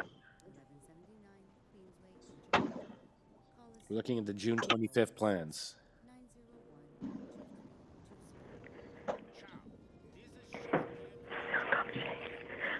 Yeah, perhaps the applicant can walk us through that drawing as well as the drawing of the SK 3.2, which shows.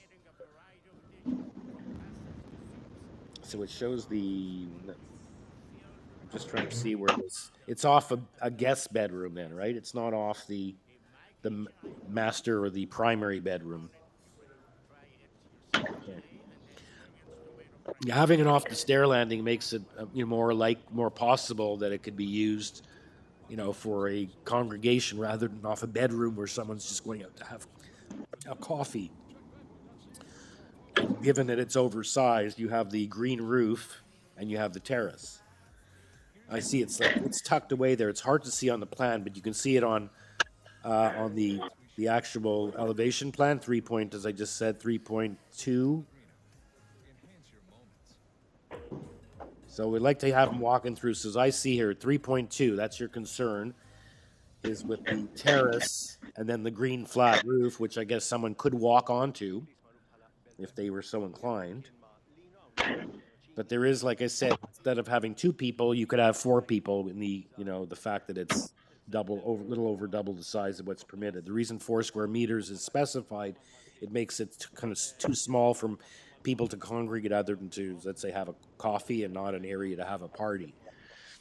So let's okay. So Ms. Alessandra, let's hear from the agent, and then we'll bring it into committee. And I'm glad we were able to contact you and have you let us know what your concerns were in addition to your letter. Thank you. I'm not sure if perhaps the agent can confirm. To me, it looks like they've partially enclosed that platform, so it has a side wall with a skylight now, rather than fully enclosed so that there would be an overlook issue.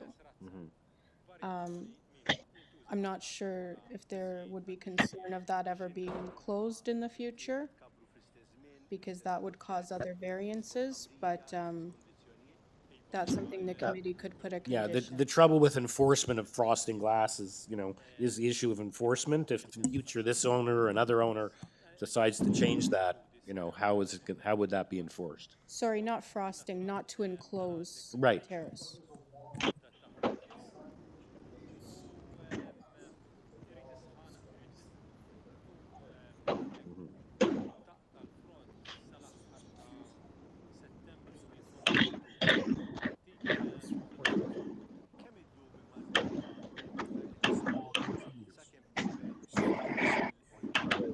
But you got the green roof. You got this, but then you got the green roof there, the green roof here.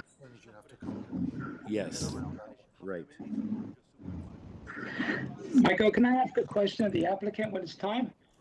Yeah. Well, let's first let the applicant respond, and then Danny, you can see if you have any questions. So let's hear first from the applicant or the agent. I believe his name is Michael.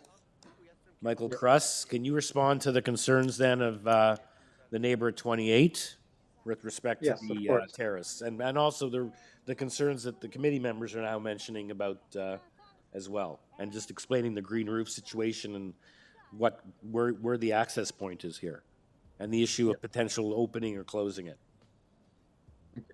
So regarding the green roof, that's simply just an aesthetic consideration that we put in. Can you talk a little little bit louder, please? I'm having trouble hearing you. It's the green roof is totally not accessible. It's only there as an aesthetic and element. It would only be accessed by a ladder if one had to maintain any vegetation that would be put on top of that green roof. Mm-hmm. The terrace itself is simply 12 feet by 8 feet. Yes, it allows for 4 people to sit versus 2. If 2 people were to sit there, if we were to reduce the terrace by half, the overlook issue would be exactly the same. We have put we've enclosed it entirely from the west side to that adjoining neighbor. The view is directly towards the back of the property. In fact, when you look at, the committee can't see this, but that bedroom window is on the side of this terrace. Like half of it is behind the terrace. Mm-hmm. So What's the height of the wall? Privacy. The west wall. That west wall, the west wall extends to about halfway to their window. What is the height of that wall from the floor of the terrace? Oh, from the floor of the terrace, it's around 8 feet, 8 to 9 feet. Thanks. Again, that whole addition above the garage the built form is as of right. Now, and also with regard to their concern about noise, they've been living beside an entire patio that can have 20 people being there at grade, which is even as close to that bedroom window as anything else. And there could be just as much noise coming from that as from a small private terrace on a second floor. The owner's intent is to maintain this terrace, and they do not have any intentions of enclosing it in the future. You can even see that by the large opening that has been being provided in the roof. Also, they're also looking that this will probably be a room for one of their elderly parents in the near future. So they want to afford them some natural outdoor space that they can go to directly from the room that they would be staying in. So the wall between the terrace and the green roof is also 8 feet high?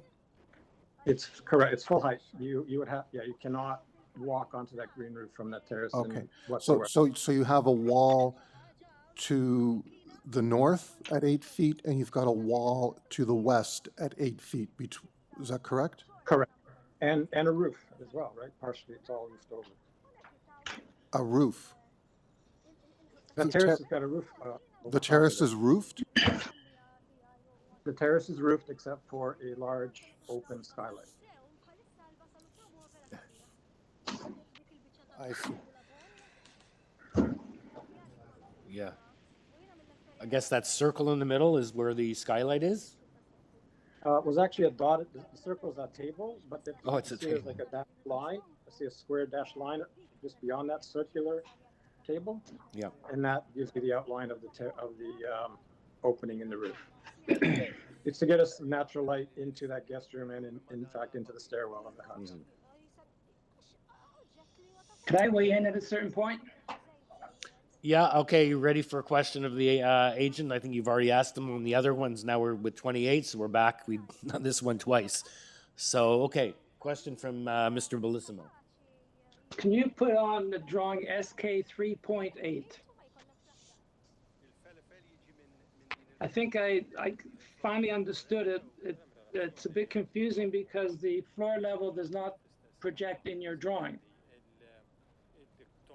And that is that lower floor level. So the floor level, if you can see the rectangle, which is the opening, and you say it's an actual natural opening, not a skylight, that window, if someone's standing in that deck or balcony, it looks to me more like a balcony, that window opening, as you called it, will be way above somebody's head. They cannot look out through that window unless they're on the ladder. Is that correct? Correct. The bottom of that opening is about 10 feet above the height, above the surface of the deck. So viewing from that elevation, there's no view towards the neighbor. The only view is to the side where the railing is, the glass railing is. That's correct. That's to the back of the house. Yes. So we're talking about a small little deck off that guest bedroom, and the only view is towards the back of the backyard basis. I don't understand how that views other people's homes. Can you clarify that? Is that correct? Does that access from that balcony, can you actually look at other people's bedroom windows? Again, like I said, if you were standing on that deck and you leaned over and looked over, you could look towards that neighbor's window. Yeah, so only if you exaggerate and lean over. Fine. So yes. That clarifies for me. I'm ready for a motion. If I can say currently, our neighbor, right, Diana can stand at her kitchen window right now. Yes. And look directly into that bedroom window and look right into the closet. This will no longer be the case. They are actually getting more privacy now than they currently have. Yep. And that's the point. That's the point I wanted to clarify because that's what I saw as well. I have one other question about the height that you were suggesting that you would reduce the height of the higher roof. Is that correct? Yes. And do you plan to achieve that by changing the angle of the roof? It might be a combination of taking angle or pushing the roof joist within the house, so we'd have some, call it a bit of slope ceiling within the house. I see. But yeah, but we would like to try to maintain the proportions that we have on the front of the house as much. I understand. You're really not reducing it by much, and I don't think that reduction will have any impact to neighbors. It will not be noticeable in my mind. Anyway, you've already proposed to taking a foot off to 10.37, correct, in variance 3. So that's before us right now. Danny, you said you're ready for a motion? 10.27. 10.27. You take off 0.3. 10.27, yes. Correct. So we can change that, Barb? We can change that? Yes. Okay. Then I would like to make a motion then that we approve the proposal for consideration that is minor in nature and that we reduce the height to 10.27. As agreed to by the applicant. Okay, and there's no other conditions, no urban forestry, no planning? Yes, there are. There are? There's transportation? There's transportation. Yes. Okay, and that's subject to transportation condition. Yes, Seconder please for add that the- motion. Do we have a seconder for that motion? I'll second that with the transportation conditions attached. Okay, thank you. All in favor? Unanimous approval. Thank you, and thank you, neighbors. Thank you. Thank you. Okay, item number 7 is 25 Shavers Avenue South. Mr. Kamarick has a conflict of interest, so he will leave the room while we hear this application. And this is an application for a detached dwelling with an attached garage with 5 variances. We have no objection from transportation. We have support on this application. We have the survey plans, we have the transportation, we have signatures and support.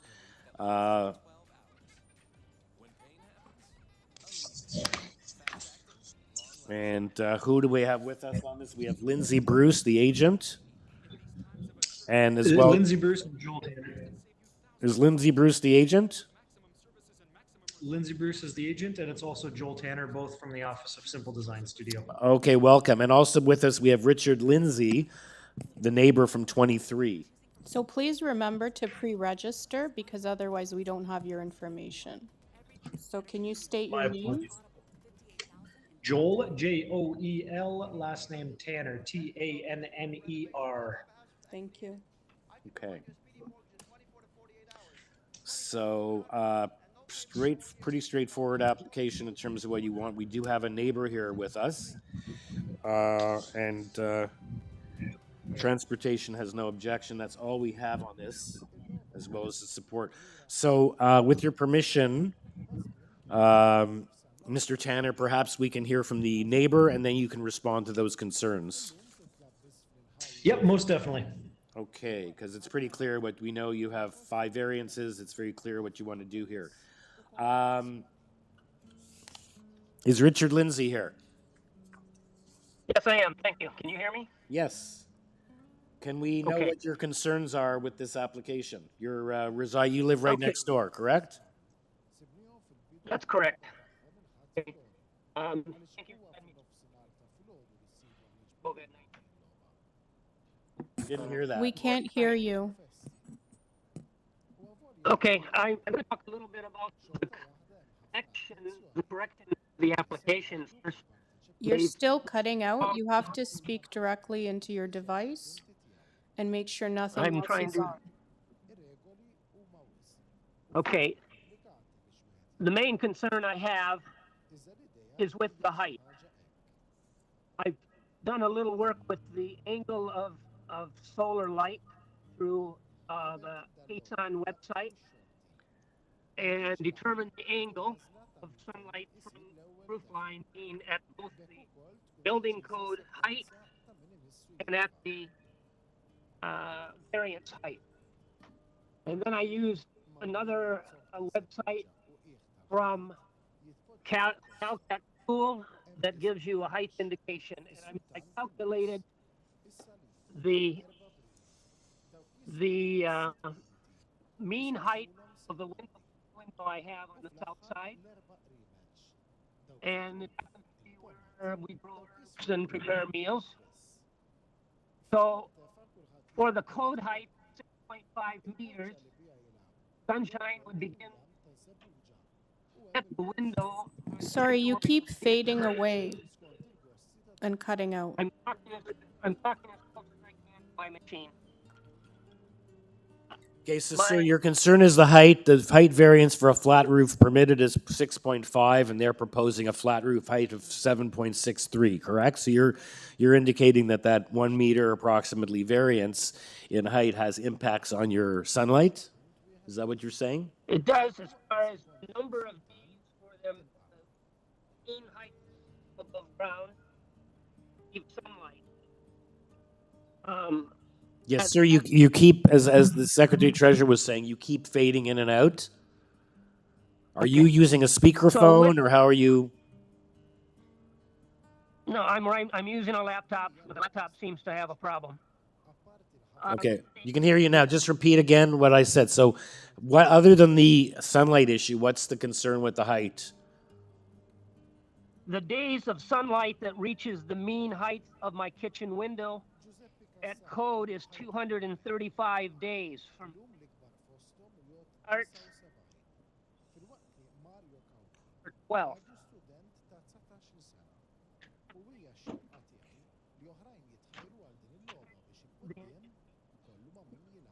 Till September the 1st, giving 146 days of sunlight hitting the kitchen window.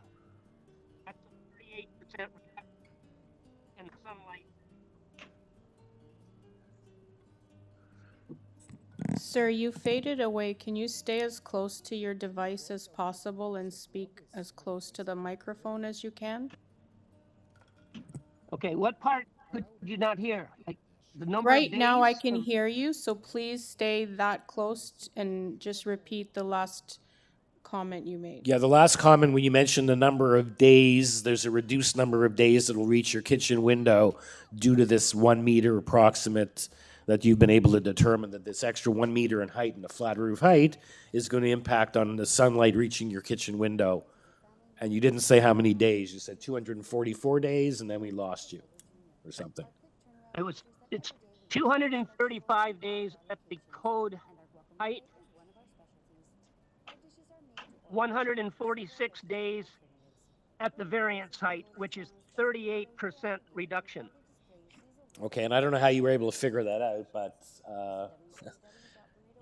that's what you've been able to determine. Websites, I wasn't able to submit anything because I wasn't able to get the information on the hearing until the 9th of July.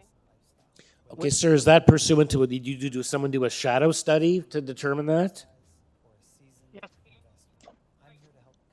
Noon for Toronto, you have to determine your longitude and latitude of location, and then you get a solar angle, which then I would go into an economic site for height, give the angle of where it would come to the property line, which is, if I remember, is 2 meters from their house, my house. Okay, let's hear from the agent with respect to the issue. You're concerned with the little over 1 meter variance in the allowable height of a flat roof, and please, in doing that, if you can let us know if there's any precedent for that type of a variance in this area, according to your investigations. So we're going to go now back to I guess the agent, Mr. Tanner. If you can still just respond. Thank you so much, Chair and Committee. Thank you very much, Richard, for the words regarding the sunlight issue. I just want to make note out to the committee. Regulation in the area allows a max height of a dwelling with a sloped roof to be 9.5 meters. And I think committee's seen enough applications over the years that a fair amount of the quote unquote sloped roof dwellings that have been proposed and built over the years, you're seeing a portion of the sloped roof and 50 or 60% of the roof to actually be flat.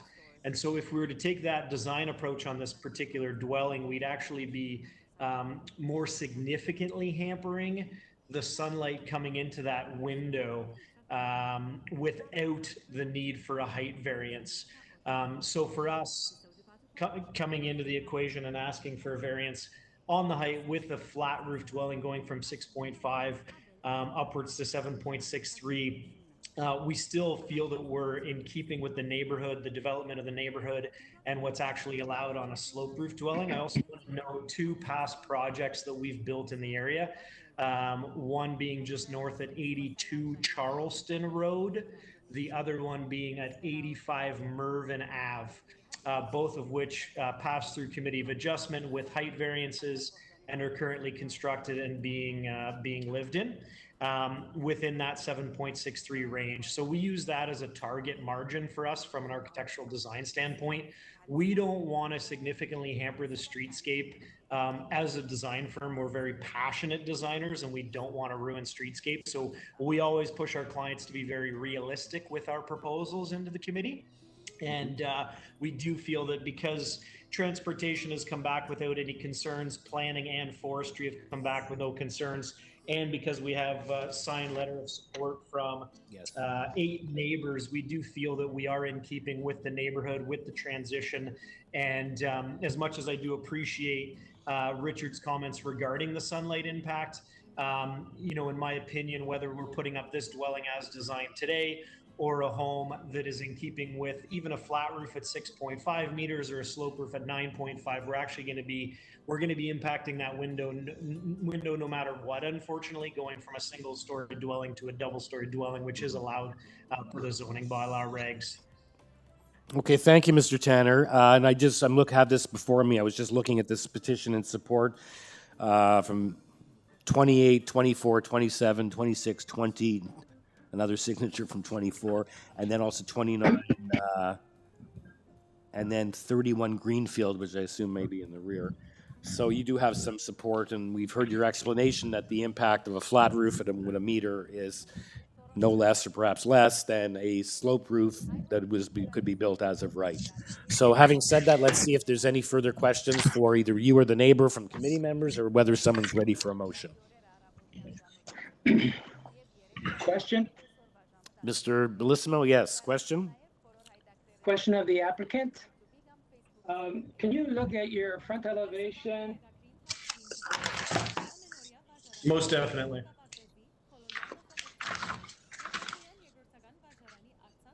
Go ahead, Mr. Bellissimo. I'm trying to find the number I'm trying to zoom in and out. Okay. It's A2.01, correct? Yeah. Yes, correct. Okay, that's the right one. Okay. So the height is determined by the established grade. And I noticed that there's a difference between the garage slab and the established grade of 0.3. That's about a 0.306 meters, right? 0.306. That's correct, yeah. And that 1 foot approximately is what drives the whole building upwards, correct? That's correct, yeah. And do you need that grade change for drainage? Yeah, so there are regulations stipulating slope of driveway and slope of slab of garage. So we need to provide a 2% slope inside the garage. We also need to provide a slope from the edge of the garage door out to the street line in order to follow regs. So that's the starting point, and that, as you say, is required because of drainage issues. That's good. And next question has to do with your flat roof. I noticed there's 2 levels actually, one on the right, one on the left. Is that correct? That's correct, yes, sir. And is the one on the left that's in question, is that the one that the variance is being requested for? That is the taller of the 2 height profiles, which is driving the max variance request, correct? Right. And so the right side does not require a variance? The right side is still over the 6.5. The left side is just slightly higher, and that's the driving force. Okay, so that's what I wanted to bring attention to the other members, that it's not the entire front elevation, just a portion of it. And also that the grade starts from established grade, and the only way to reduce this overall height is to reduce floor to ceiling height, or get rid of the parapet.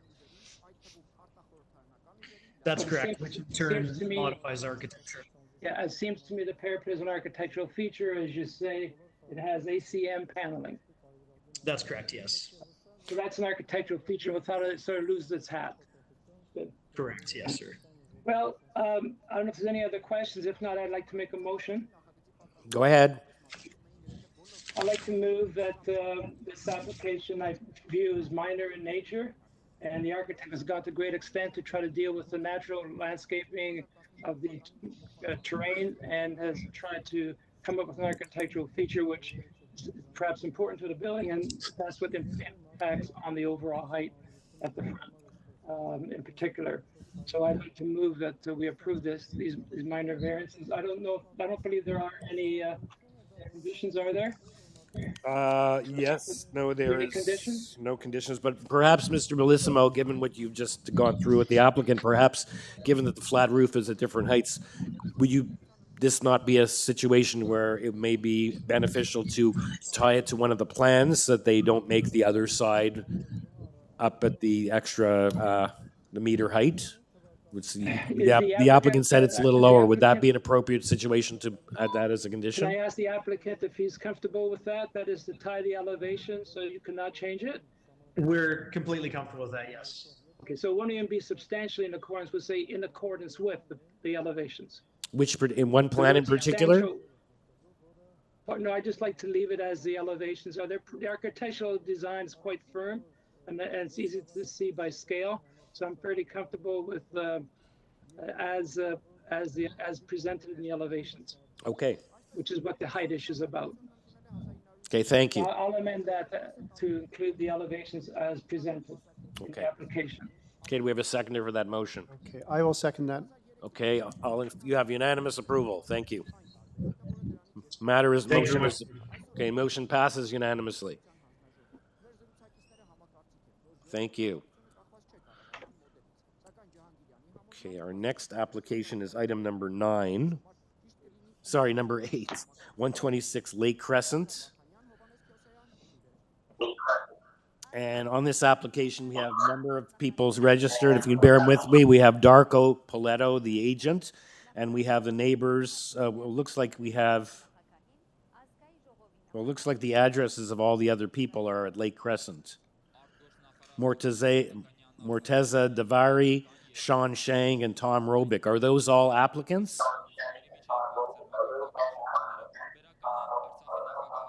Mr. Chairman, I have the agent, Darko Poletto, unmuted, but I don't know what's in the background there.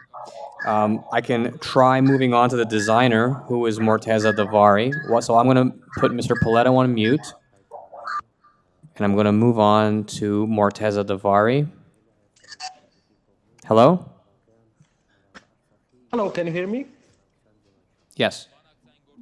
Okay, so my question is, all these people registered, are any of these people in opposition, or these are all co-owners of the property?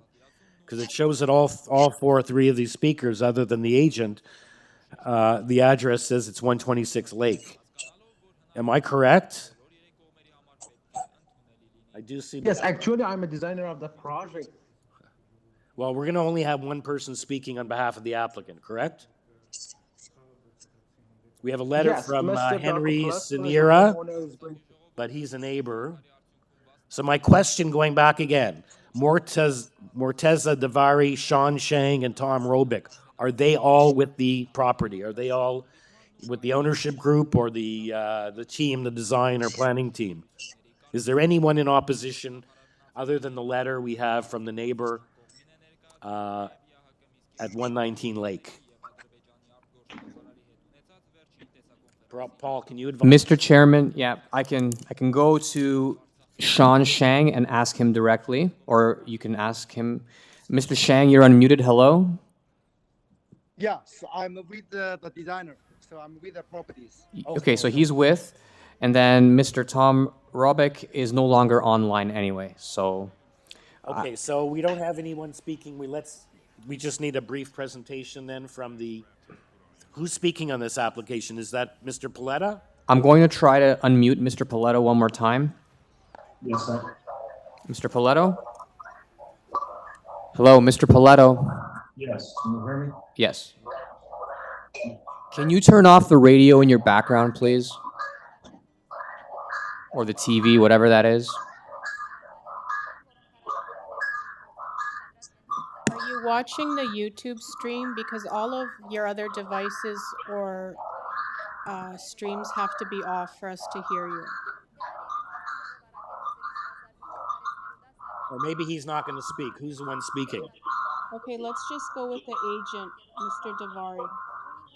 Mr. Davari? Okay. Yeah. I will put Mr. Poletto on mute, and I'm going to unmute Morteza Davari.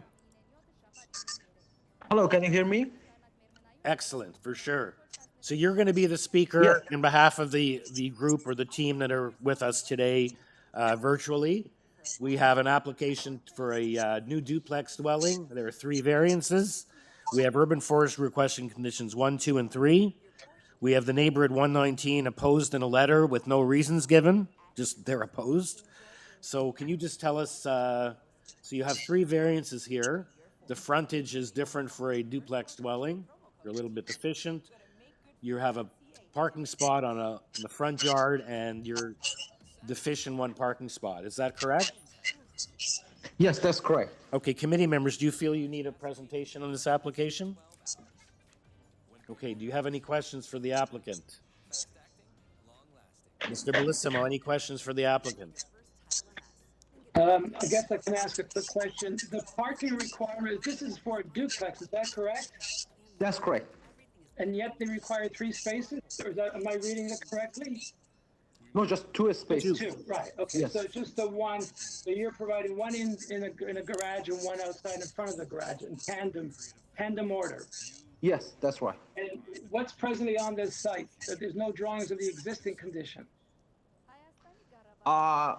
Actually, the existing house is going to be demolished, and that's why we didn't show anything regarding that one. But on the site plan, we showed the existing house to be demolished.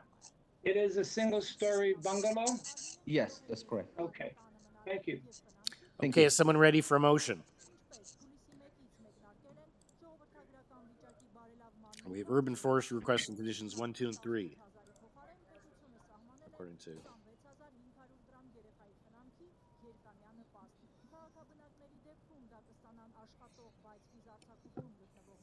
I'm ready to make a motion. Variances requested are minor and meet the 4 tests. So subject to the permits from forestry, I'll move for approval. Thank you, Mr. Palmer. Seconder for that motion. Mr. Komaric, all in favor? I see Danny has his hand up, so unanimous approval. Thank you. Okay, your application has been approved. So we'll move on to item number 9, which is an application for a 2nd story above the existing dwelling, a 2-story north side addition, a rear and front additions, a new covered porch, and a new rear deck. And there are 5 variances, and we have urban forestry requesting condition number 1. We have quite a bit of supporting materials, TRCA, ravine and natural forest protection, and on this application, we have registered to speak the agent Graham Barrett and the neighbors at 67 Enfield, Don Butcher and Colleen Neely. Is everyone with us? Yes, good morning. Afternoon, rather. Good morning, Mr. Barrett. So these are a series of additions. We have one neighbor with concerns before us. We have a copy of the site-specific zoning bylaw and a lot of supporting materials and 2 letters of opposition. So can you briefly run us through this? And then we'll hear from you. Sure, happily.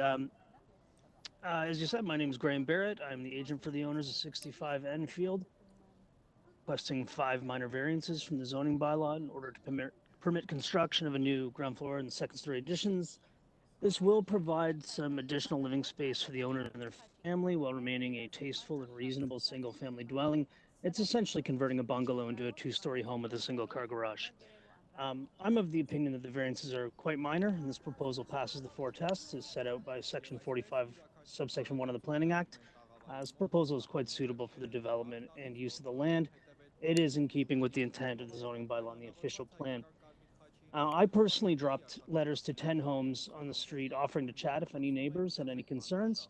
The owners also made an effort to speak to many of their neighbors, and we have submitted 9 letters of support. A few of them came in after the deadline, so they are submitted, but we have letters from 48, 51, 57, 63, 64, 68, and 71 Enfield, and also 2 Gort and 11 Gort. As you mentioned, TRCA have no objections. Planning staff were consulted in advance and they are unopposed. We are fine with the urban forestry condition. We have had an arborist report prepared. It was a little late to submit to the committee, but the arborist's professional opinion is that both city trees in front can be protected and preserved, which is exactly the intention of the owners anyways. I am aware of the letter of opposition, and the owner of 65 Enfield was a little caught off guard by this at the time, as he had tried to speak with these neighbors on numerous occasions, starting with an in-person chat on May 24th, and then several emails and texts that went unanswered. Our responses are posted on the AIC website. I don't think I need to read through it to you. I can respond after they speak if they'd like. I've also looked into precedents in this neighborhood, and we're very much in the middle of the road in terms of all of the variances, particularly floor area, which have been approved over the past decade or so. I have submitted a spreadsheet sorted by highest to lowest approved FSI. You should have that in your materials. 65 Enfield is highlighted in yellow, and other approvals on the street are highlighted in green. There are also many other comparable approvals for setbacks and many other height approvals with the 7.5 meter max, which is that site specific bylaw measured to the midpoint of the roof. There are literally dozens with approvals anywhere from 7.57 meters all the way up to 9.26. And our proposed height of 7.84 under this site-specific bylaw is on the low end of things in regards to this variance. And I'd like to point out as well that this is in compliance with the citywide bylaw 569/2013 with a height max of 9.5 meters. So I'd be happy to go through all the variances one by one and explain them or answer any questions that you might have. I have included explanations in my supporting materials and also images of several other newer or similar homes along Enfield Avenue. We're of the opinion that this new design for 65 Enfield will fit in quite nicely with the changing character of this street and the neighborhood in general. So thank you for your time. Happy to answer any questions you may Okay, have. Mr. Baird. Does anyone have any questions for Mr. Baird before we hear from the neighbor? Okay, let's hear from the neighbor, Mr. Butcher or Ms. Neely, and we have your letter, which we've reviewed. Yes, hi. This is Don Butcher here. I'm sitting with my spouse, Colleen Neely, and thank you for the opportunity to speak. You've seen our letter of objection dated June the 29th, and then the subsequent correspondence with Mr. Garrett. I want to start by saying that we sympathize with the owners of 65 Enfield, that we're sure that when they chose the design firm that they did, that they weren't expecting to receive a design that missed the bylaw on so many different levels, requiring a number of variances that are in fact not minor variances, but actually rather significant variances. So we do feel sorry for the owners on that. And we, our position is that, as it's kind of captured in one of the letters, that we purchased this property less than 2 years ago, spent a year getting it renovated to meet our needs, and actually only moved in February. So we've been kind of thrown into a situation not of our own making. We do appreciate that Mr. Hipwell did reach out to us, and this is explained in the letter of July the 7th. This was an extensive application that has come in.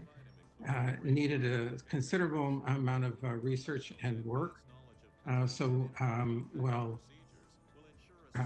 We appreciate Mr. Hipwell for reaching out to us. This was not a quick minor, 1 or 2 minor variances. This is a major contravention of the bylaw that Sir, can you just tell us, you've mentioned a couple of times it's a major contribution of the bylaw. I'm looking here, I see 5 variances.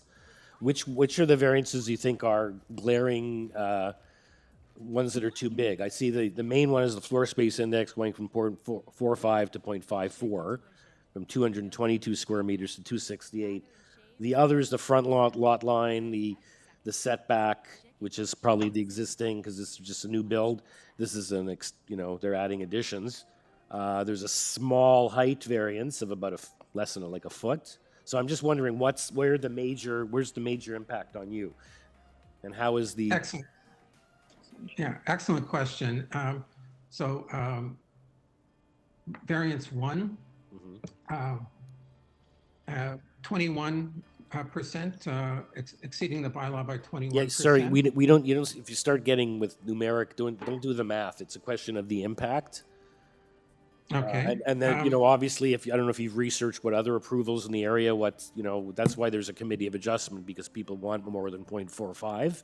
This is at 0.54, so I'm going to ask Mr. Garrett to show us that is reasonable. He said it's sort of in the middle of the approvals.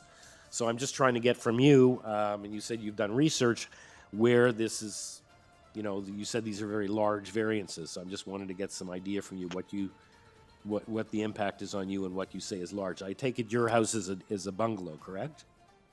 That is correct. Yeah. So we're immediately to the north, and yes. The large size of this house will block sunlight and our use and enjoyment of our property. As for perhaps it would be useful to go through the variances very quickly one by one. The first one, the floor space index exceeds the bylaw by 21%. I noticed that both 63 and 69 Enfield were able to do major additions without increasing or exceeding the floor space index. So there seems to be no particular reason why this application should need to exceed the floor space index. Okay, so you're saying that the other neighbors at 63 have, I don't know what there's been renovation without having to go to a 0.54 floor space index. Yeah, they've gone to second floors. They've done second floors. And they've stayed within the floor space index for the bylaw of 0.45 times the area of the lot? They didn't require a variance, your information? That's our understanding. Okay. Okay, can you please go through then the impact of the other variances? Yeah, the front lot line? The number two, the front required setback, it's a little high. It's 24%, but and again will block off sunlight to our living room, and I would say it's although it's 24%, it's probably less of a concern to us. Right, you're not. Do you know where the current front lot line is of the house, the existing house? Is it being? We'll perhaps hear from the agent in response, but we don't. Like I said, you don't look at the percentages. 21, 28. We have to look at impact. But in terms of the front yard setback, and you said that's not really a major concern. We don't know where the existing one is and how it fits within the adjacent homes on either side. Next one is the height. The height. No, number three is the side yard setback. It's closer to our property. Is that particular setback? Again, we'll hear from the agent as whether that's an existing setback, if that's already there, if it's something that he's adding to. They're lessening. They're encroaching on the setback. Okay. To some extent, certainly number four, the height is also an issue, but it is similar to other homes in the neighborhood. It will decrease our use of our enjoyment and use of our property. Okay. And number five, we have no objection to. Okay, thank you. Okay, so let's hear back from the agent in response. First of all, before we do that, does anyone have any questions for the next door neighbor? Okay, so let's hear back from Mr. Barrett. Hi, committee members. Good afternoon. Okay, so to answer a couple of your questions, number 63 Enfield did not have a variance for floor space index, but they did have variances for both height and front yard setback. So that is a interesting tidbit. Let's see, their front yard setback was 63. Their front yard setback was actually 5.35 meters, and their height was 9.93 meters. So in terms of the front yard setback, that some careful consideration was given to that. Our existing is 7.83 meters. We are proposing 6.3. I believe it's minor in nature. It maintains a sympathetic transition between adjacent properties due to the curvature of the road. It's also partially required to accommodate a single car garage while still maintaining certain existing walls, as this is an addition rather than a new build. It's comparable to many other nearby approvals on Enfield and otherwise nearby. It's approximately in line with the home to the south, and it projects slightly in front of the house to the north, but again, there's a slight curve to this road. So I don't really think the front yard setback variance is causing any particular harm to anybody or having any negative impact on the streetscape. As for the side yard setback to the north, it is not an existing condition. Existing is 2.76 meters, and there's a driveway that runs along the side of the house. Now, in order to maintain some existing walls and fit a one-car garage, this side yard setback variance is required.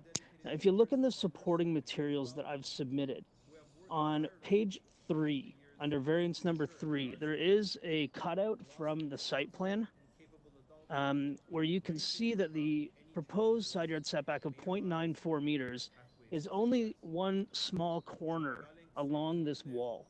The front portion of the house would be 1.19 meters. Then you go a little further back and it's 0.94. You go a little further back, it's 1.16 meters. And at the rear corner of the house, it's 1.09 meters. These are quite minor. And it's basically with the goal of fitting this one-car garage and maintaining certain existing walls. As for the height, I really don't think it's an issue. I know the old bylaw from 1979, the site-specific bylaw, is on the books, and it is something that has to be considered. But as you mentioned, this is a difference of less than a foot from the old bylaw, and under the new bylaw, it complies. It would be possible to redesign and go up to 9.5 meters and eliminate the midpoint variance from 1979.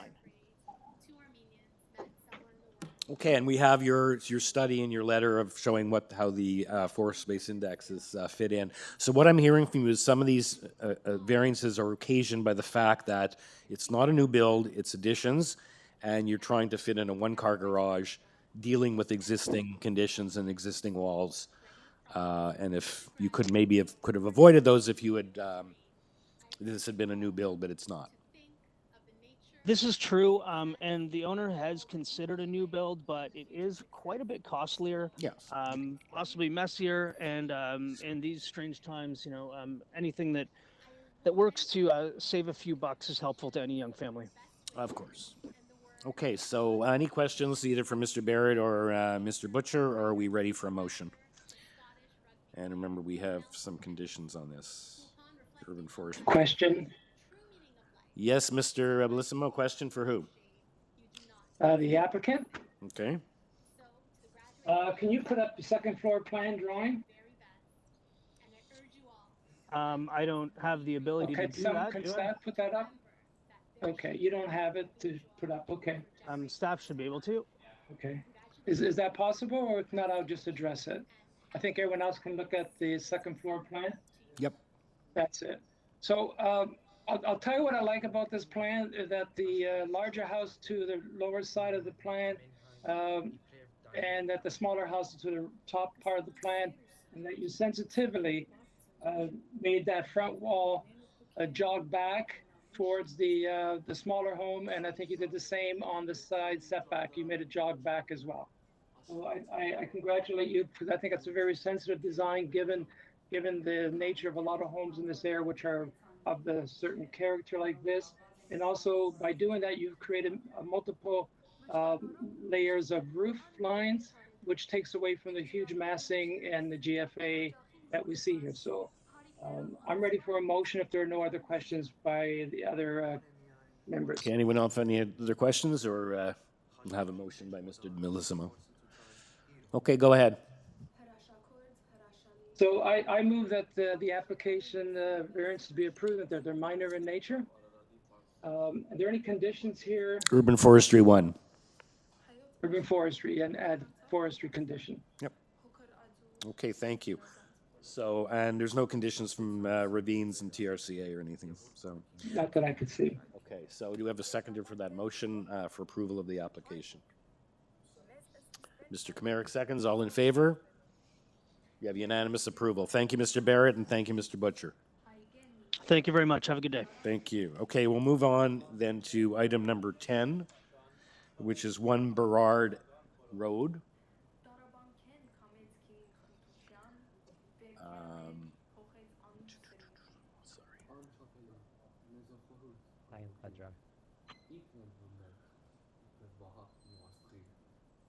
Hold on, I'm with the wrong item. This is a detached dwelling with an attached garage. There are 8 variances, and urban forestry requesting variances. Conditions 1 and 2.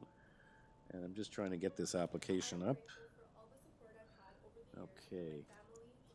We have planning conditions, we have forestry, we have 3 letters of opposition, and we have registered to speak on this application the agent Kyle Kadra, who didn't pre-register, as well as the neighbors, or we don't know who these people, Rita Mikalski Nagata and Jim Nagata of 3 Boniface Avenue. Are you with us? Everyone's with us, Mr. Chairman. Okay.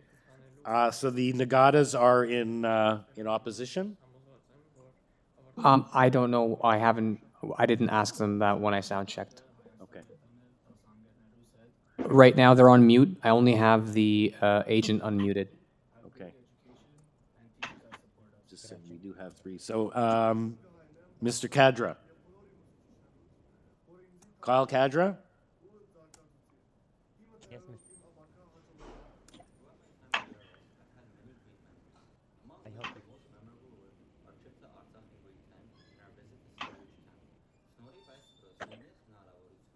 Hello, hello, hello. Hello, we can't hear you very well. It looks like you're logged in with 2 devices. Can you just let us know which one you're using? Okay, you're connected. We can't hear you. Okay, and I just have a note here as we're looking here that the letter, we have the letter from the Nagata. Mr. Nagata has sent us a 3-page letter. He's also pointed out that the neighbor on the other side is stuck in Portugal with COVID and issues and is not computer literate. At number 5, which is and this neighbor is 3 Boniface. So they're with us. So Kyle Kadra, are you with us?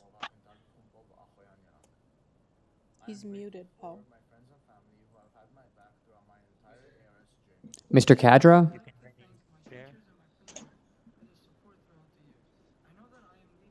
Right. We do have planning requests conditions of approval in the event of an approval of this application in their memo dated April 23rd. Mr. Kadra? Yes, Mr. Would you like to could you speak a little? We're having trouble hearing you. Can you just speak up? Let us know you're here and let us know. Can you hear me now? Yes. Perfectly. That's perfect. Okay. So you have Okay, a flat roof. You okay. have quite a number of variances here. Item number 8, and we have planning requesting conditions of approval, as well as urban forestry. Perhaps we can hear from the neighbor, and you can respond to their concerns.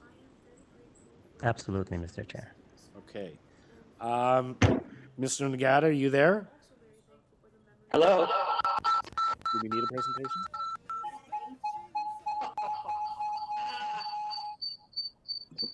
Please turn off any other devices because it's causing feedback. You can only use one at a time. Everything else has to be muted. Please do not watch yourself on YouTube.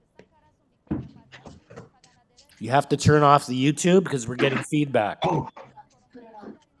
Mr. Nagata, are you there? Hello? Hello, can you hear me? Yes. Try to speak louder. Okay. That's All better. right. Can How you about let that? us know what your concerns are with this application? We have your 3-page letter. We see that the tree, we see that there's a neighbor at item number 5. So where, can you first tell us where your property is? Are you located behind? We're behind and over one lot. Okay. So we can see your house. Yes, I'm pulling up I see the location map so we can see where you are here. Okay, can you let us know, we do have your letter, but can you just summarize your concerns for us? Well, the main concerns right now are the soffit heights and the setbacks to the rear yard. Okay. Those will be the first ones.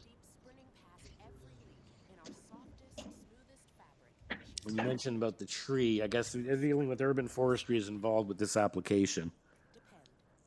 Yeah, that was an older issue when some trees were getting pruned in the area. The arborist told us that that's a poisonous tree when you go to cut it down. So you have to be really careful when it gets cut down. Okay. So I see your letter that you think they should stay within the bylaws, that there are many neighborhoods with large homes they can move to. So you've made comments about, again, giving percentages over what's permitted. Yes. For floor space index. We don't really deal with percentages. I know a lot of people trying to figure out what's minor and major, look at percentages and tell us how can 21% be minor and how can 50% be minor, but we look at impact and we look at the overall. So we don't go by numeric. So we'd like to hear what, again, the impact on you. I don't know if you've done research to see what other people have given in terms of approvals beyond the bylaw limits on other new builds in the area. But I'd like to know what the impact is on your property. I know it's, this is major and you said you haven't had a lot of time to respond to this. But we'd like to see what your concern is, if you've had any discussions with the owner or their agent. We haven't had any discussion with anybody. We saw the letter come in. We had to respond within that evening. So we put together what we thought were our concerns. Okay. This is probably the first transitional contemporary house in our neighborhood that I think will impact future homes in the area, because we're going approximately 4 feet higher to the soffit height, which is good. I think is going to be a precedence for future homes in the area. We're a community of 1.5 post-war houses, and we've looked at other houses in the area, specifically in our neighborhood, and a lot of them have lower soffit and wall heights and larger roofs, which kind of are more in keeping in the neighborhood that we have existingly.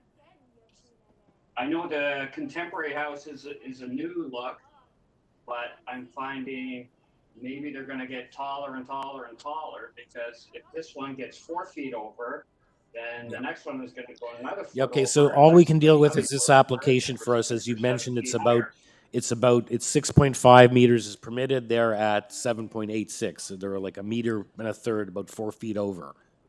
Yeah, 4 Right. feet But over. that's what we're dealing with here today, is this particular application and the impact on you being the neighbor to the rear one house over. But I appreciate what you're saying, that I don't know, if there is already a precedent or whatever, but that is always, the next applicant will come in and point, if this one gets approval at 4 feet, they may ask for 4 feet, they may ask for 5 feet or 3 feet. But I hear what you're saying. But let's deal for today with this application and the impact on you and your enjoyment of your property.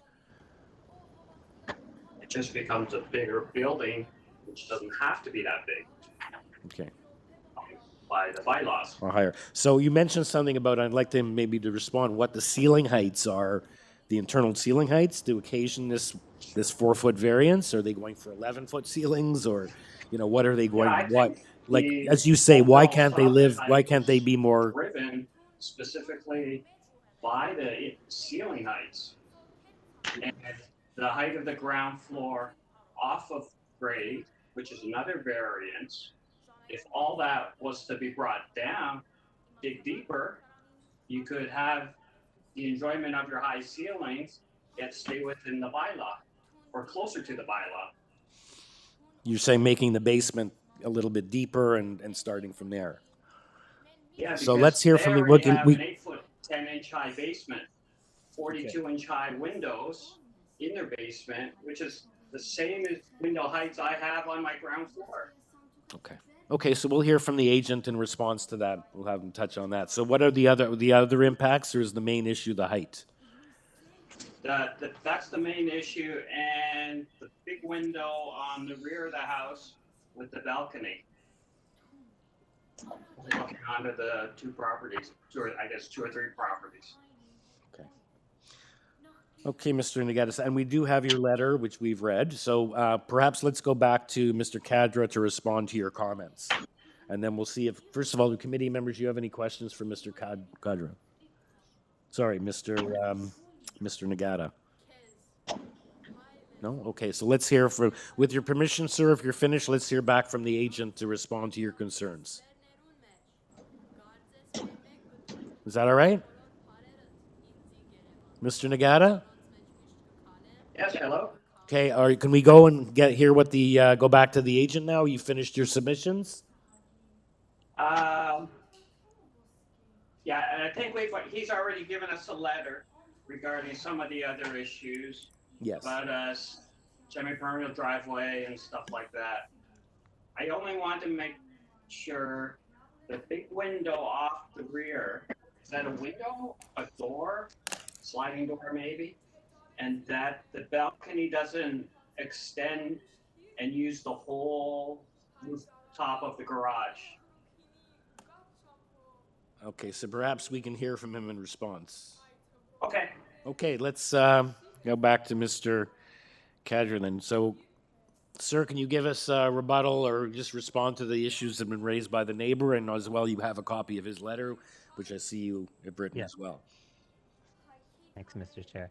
So we designed this house as a house addition. It's submitted formally as a new house because it was difficult to maintain it close to 50% of retained walls above grade.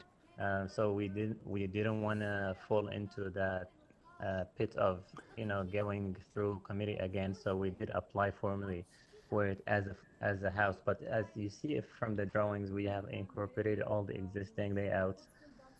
Because we are actually using some of the foundation walls and the stairs. So this has made it a little bit more difficult to comply with the standards in the zoning bylaw. So if you look at the front setback, you'll find that the existing and proposed front yard setback is over 10.6 meters. We do not have like a building length variance, but still we ended up having a rear yard setback.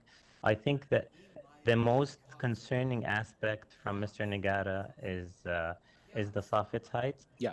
We are trying to utilize the basement as existing, so we're not trying to dig deeper, and we're trying to avoid having to underpin because I'm sure everyone knows how expensive underpinning is.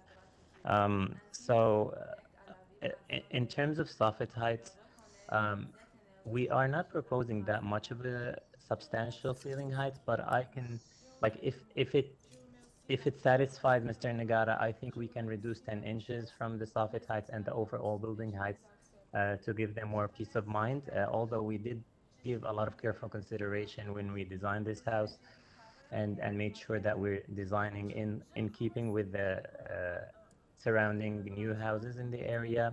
We went through several cycles with the planning department when they reviewed this application, and were very comfortable with changing the layouts to satisfy them and address their concerns. In terms of the tree, I feel comfortable with items number 1 and 2, the conditions that are set by the consolidated forestry comments, and I'll be happy to address any other aspects, of course. Okay, so are you basically telling us you're willing to reduce the soffit height? Or wait, by 10 inches? By 10 inches? So what would that be? 8 point? Sorry. 7.86 would go down to? Let me verify that, Mr. Chair. In the meantime, does anyone have any questions for the agent, or so you're willing to take it down 10 inches, which would be? What's the current setback? Well, let him. We're talking about the height. Yeah. If the committee thinks that's That'll be 7.61. 7.61 from 7.86. Yes, Mr. Chair. Okay. Okay, anyone else have any questions for the agent or for Mr. Nagata, the neighbor, or are we ready for a motion? And there's urban forestry conditions 1 and 2, and you stated you're okay with that.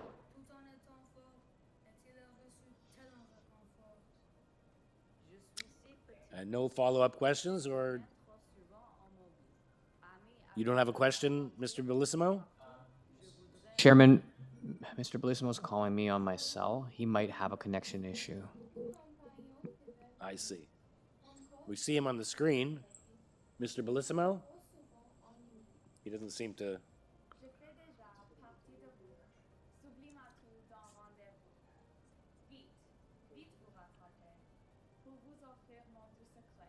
Okay, does Mr. Bellissimo, does he have a question, or he's okay on this one?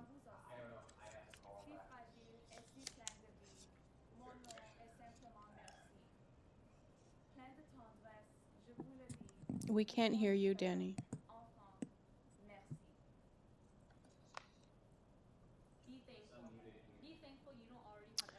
Well, I just wonder if he has a question, because he's had a question on every application other number 5. So let's wait and he'll see if trying to wave. He's waving back. Hi, Danny.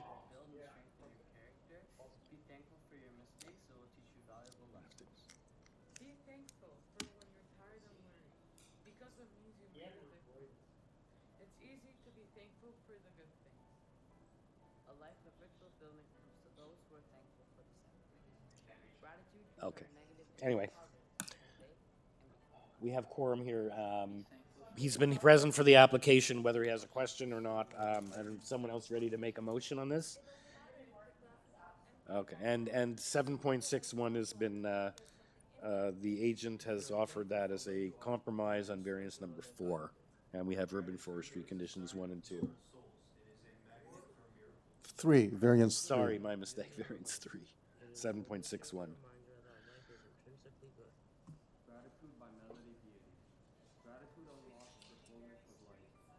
Yes. Correct. It turns denial into acceptance, chaos into order, confusion into clarity. What's the rear setback? Variance 2. Failures into success, the unexpected into perfect timing. Is someone ready for a motion? Into important events. Can I ask the applicant a question? Sure. So the rear setback, what's the current house? Are you extending beyond the current envelope on the setback? On the back side, yeah, we are retaining the front wall through you, Mr. Chair, of course, and we're pushing the house further to the back. Okay. And both adjacent neighbors have not weighed in. Have you spoken to the neighbors on either side? I haven't, Mr. Chair. Okay, you don't know if your client has or not. No, Mr. Chair, I don't know. Okay. Okay, I'm going to move approval. I think it's a reasonable request. Meets the 4 tests. I'm going to move it with variance 3 as amended to 7.61, and subject to forestry conditions 1 and 2, and subject to the 3 planning conditions as set out in their report. Okay. Seconder for that motion? I'll second it. Okay, all in favor? And I'm looking at Danny. I think you're marking him as absent for this, okay. Okay, so you have unanimous approval with the 3 members hearing this. Thank you very much. Thank you very much. Thank you, Mr. Nagata. Okay, item number 11 is 56 Green Lanes. Sorry, that's Inverness. I'm looking at the address of the agent. Okay, it's 7 Inverness. This is for various additions with 7 variances, and Urban Forestry is looking at condition number 1. And all we have registered is the agent, John Lawrence, on this application. Mr. Lawrence, are you with us? I am with you. Okay, welcome. Very straightforward application. No one else is registered with any concerns that I see here. We have a transportation has weighed in. And so with your permission, let's just see if committee members have any questions for you on this application. Sure. Okay. No? Okay. Mr. Kamarick, Mr. Bellissimo. Mr. Bellissimo with us? Back with us? Or he's on his motioning his phone. I think he can hear us. He can hear us. Okay, so if no one has any questions for Mr. Lawrence, is someone ready to make a motion on this application? Sure. Or if there's any questions, there are 7 variances on this, if anyone has any questions about any of the variances. I believe the variances are minor and meets the 4 test. I would support putting forward a motion to approve, subject to forestry condition number 1 and the 2 transportation conditions as outlined. Okay, thank you. I'll second it. Okay, all in favor? Danny, are you in favor? Are you? Okay, he's in favor, I guess. That was a wave or a? You no? Well, okay, we're marking you as absent according to Barb. Thank you. You'll still get paid. Don't worry. I'm kidding. Okay, item number 12 is 26 Upminster. We have quite a number of people registered for this matter. We have the agent Roberto Tomasi, and we have, I guess, the owners who will not speak. I guess the agent's going to speak. We also have the neighbors at 15, 22, 28, and 26. Oh, sorry, Upminster. 26 we have is the applicant. So we have 24, 15, 22, and 28 registered. And this is an application. Just introduce it.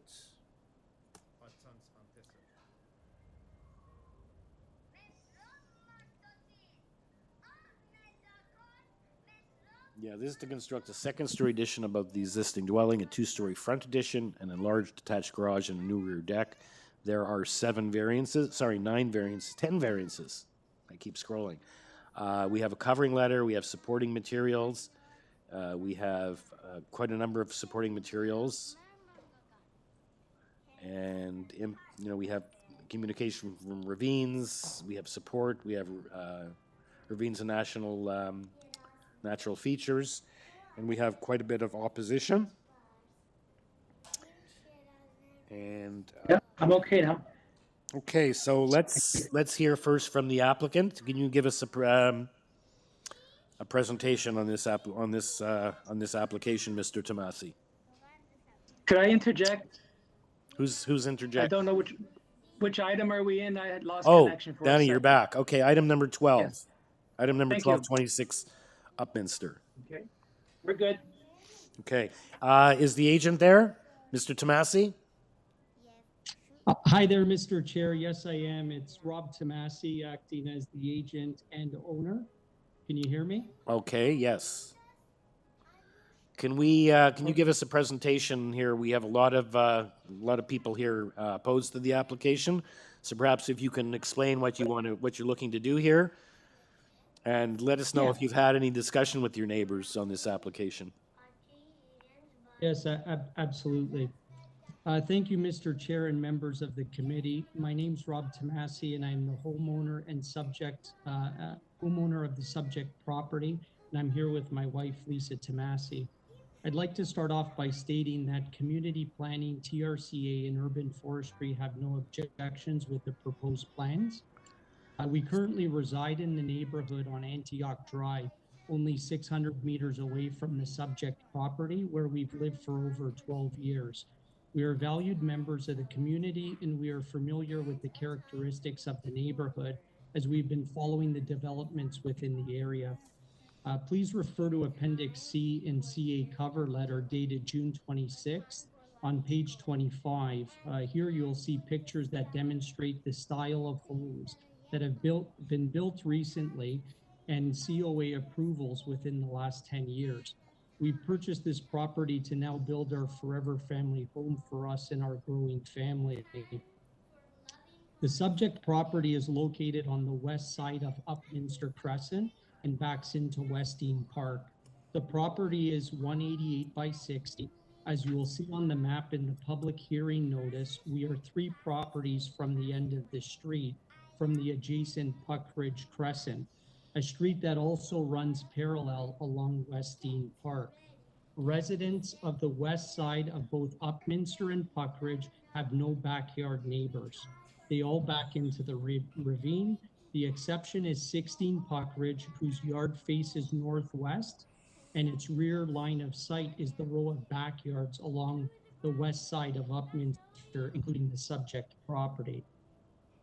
So the 13 properties along the west side of Upminster and Puckridge, all backing into Westine Park, have been renovated to include or currently have a permit to build a second story. 4 of these homes are a partial second story to the side or the rear. This includes our next door neighbors. Okay. With respect to the variances, many are connected to one another, including 6, 7, and 8, which are linked to the height of the first floor. Given this is a renovation, we are working with the existing structure. We added 1 additional cinder block to elevate the first floor in order to obtain better clear height in the basement. So subsequently raising the height of the first floor. The second part of variance 8, specific to the deck, we're simply requesting to replace the existing deck, which is already 3.65 meters from the rear main wall, which is the same as our requested variance. Regarding height, variances 4 and 5, our proposed roof is a sloped peak design and a portion of it is flat, similar to the houses built on the west side of Puckridge, 16, 32, and 36. The issue in our case is the calculated flat area is slightly over the allowable 50% flat surface area by 6%. Therefore, zoning categorized our home as one with a true flat roof design and measured it against flat roof bylaws. The proposed roof accounts for 2.6 meters or 22% of the total height of the home. Slope peak roof homes have a maximum permitted height of 9.5 meters, and approvals under this variance have ranged from 9.75 meters to 10.36 within 500 meters of the subject property. So, sir, can I just interrupt you there for a second? Because I think that's one of the real major variances, because it looks what the plan examiner is showing that the heights are expressed, and you're doing a flat roof height. They're claiming you're doing a flat roof height, so it's going from a 6.5 permitted to 10.10. And for that's under the old bylaw. Under the new bylaw, it's 7.2 permitted instead of 6.5, and you're considered at 10.10. So you're quite, I'm sure the neighbors are looking at this. Why did you explaining some reason why your height should have been? They're giving us the height of a non-flat roof, it looks like, even though you're saying you have a flat roof. So I don't understand that. Yeah, so the very top of the roof is flat. It kind of looks like like a hat design. So we have the sloped edges, which are like 8.5 feet tall or 2.6 meters. And then I've got a flat top. So because the flat top is over 50% flat, it's 56% flat. Zoning categorized us as a flat roof home. Okay. But planning did not have any, planning did not express any issues or concerns with respect to this, because it does fit the characteristics of the neighborhood. It's just 6% over the flat amount. I see. Okay. So allowed. having said that, So my if next concern would be in the event of you got approval, would it be an appropriate case to have it tied to the plan so that the height, you don't just suddenly do a complete flat roof height at 10.10? Yeah, I'd be absolutely fine with tying Okay. that to the plan. Okay, so I just wanted to interrupt. I'm sorry for, because I think that's probably a major part of when you look at this application and you see that looks like a major, that looks, you know, from 6.5 or 7.5 or Yes. 7.2 to 10.10 seems a lot.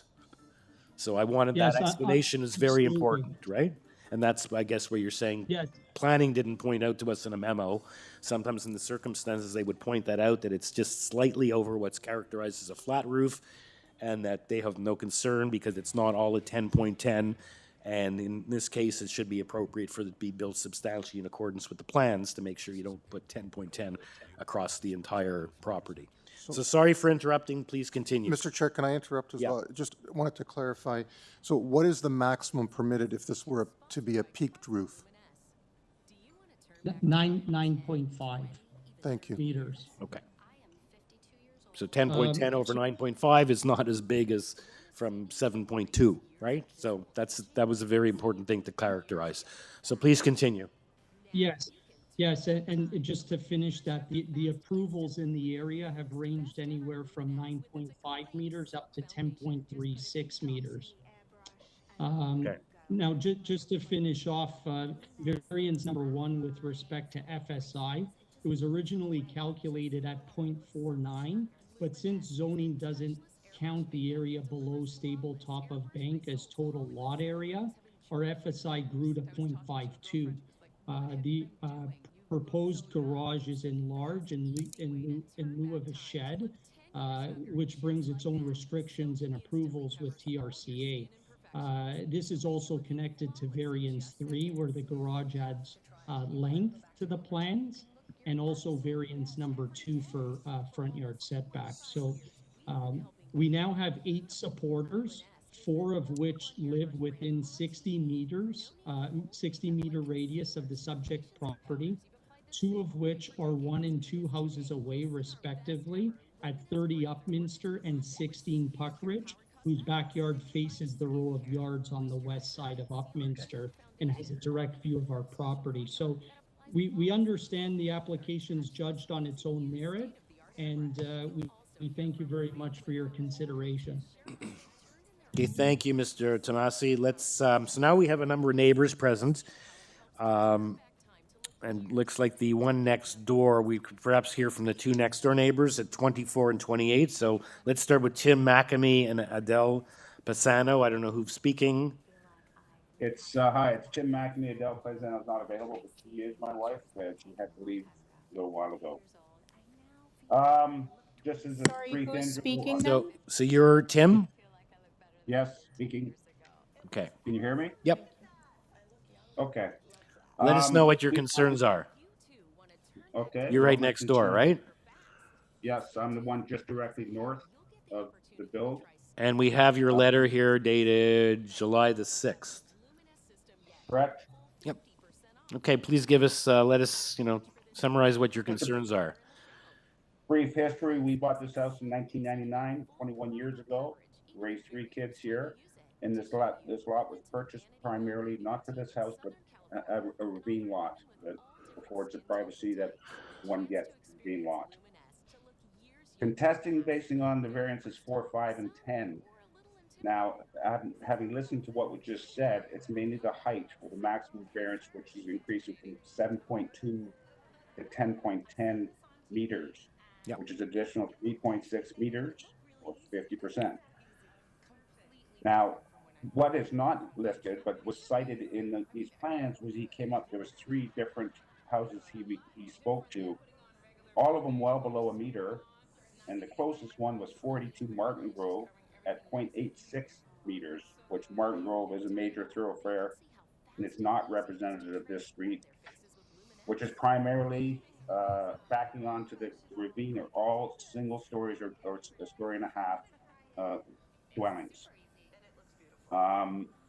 the increased height, which we'll have to get to determine that, estimated will eliminate approximately 23 meters of sky and light, well past the distance of our current home. Thirdly, we have a tree on our lot that is currently 1.4 meters from our lot and 10 feet or over 3 meters from the proposed bill. That's a 92 centimeter sunburst locus. And if this bill goes through, by the looks of it, if you go up as high as that's going to go, we estimate it's going to take 30% of the canopy out. And I believe somebody else submitted one. I did not submit a picture of that, but one way or the other, I think forestry has to have a look at this because it's certainly within the 6 meters of this build site, and they're planning to build within that area. The other part of that is the height of the balcony, which I believe is variance 10, which I couldn't get back to. No other houses the back on the ravine have a balcony on the second floor. I can't build a fence big enough to get privacy back to my backyard with a balcony at that height. It just doesn't exist. I cannot get privacy in my backyard anymore. And for that reason, I'm contesting it. I also have a couple questions in regards to, I see nothing from the grade to soffit is not mentioned here, and I think that's key. My current house on the side of him is a 6 meter grade to soffit. I can't make out from his plans what the grade to soffit's going to be directly beside my house. So when you first look at it, if he's asking for a 3 meter extension above that'll eliminate all my side windows. And of course, the shape of the lot is such that these are pie-shaped lots that narrow towards the ravine. That build's coming closer and closer into my area, and I don't know if you have the original survey plans here, but lot 35 was the original lot survey plan for that build of 2004, 2005. That owner extended that garage back 9.5 meters. Whether that was done with permit, I do not know. It was originally supposed to be a poured pad for his garage, but then he extended it back further. So it's now coming closer and closer to my lot line. So I do not know if you see that, or whether that is a build that was originally done with a permit. But now, because he's building up on that wall, it's adjacent to mine, it's no longer, it's right into my backyard, essentially. So the grade to soffit, we don't know. And the original site plan, which I'm looking at now, and again, I do not know if you have access to that, was the original site plan. I guess we look at what's before us, whether something was done before, but now we have what they're proposing to do and what the variances are. So, sir, can you just wrap up, because you've been gone over 5 minutes now, and you're supposed to, I don't know if there's other people who want to speak, and we're way behind schedule. So I'd just like to ask you to sum up, please. Sorry? Okay, no, that was my summary. It's going to greatly affect the enjoyment of this house, my backyard, etc. Letters of support that are listed there are on Antioch, which they're not even, it doesn't even affect, they're 98 and 69 Antioch, which is over half a kilometer away. I do not know why those would even be presented here. The one letter of support that I know, I spoke to the neighbor who's the closest to the one he's got, didn't realize what the build was going to be. And speaking last night, he severely regrets signing that letter of support.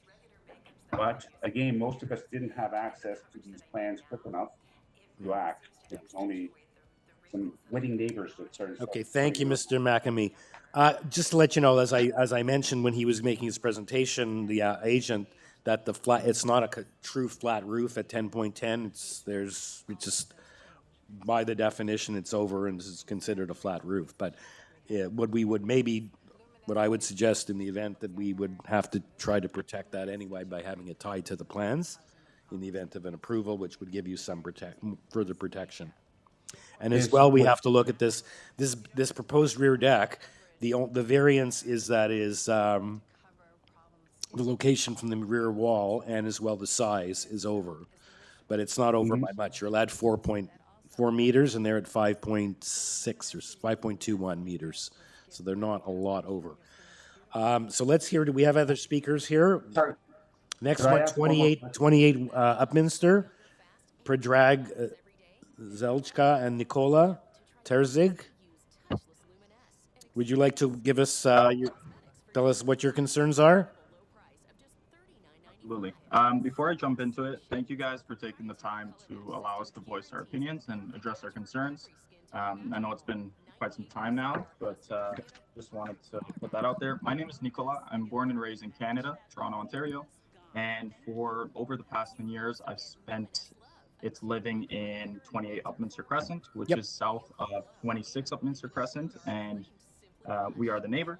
So with several houses in our neighborhood being not too far apart from one another, most of the renovated houses are around 2,500 square feet, and the proposed plan is over 4,000 square feet, which is just slightly out of place in our neighborhood. And we've concluded with several other neighbors that this is the case. In terms of our concerns today, I know that Tim addressed several of them already, but the two major concerns that we have is, number one, the Mr. Chairman, I was unable to locate Mr. Cacciatolo for 50 Mr. Crescent. Okay. I believe he is one of the new call-in users, and so I'm going to unmute the two oldest call-in users and see if he is there. Is there a Mr. Cacciatolo here, please? Michael Cacciatolo? How about Paul McCool?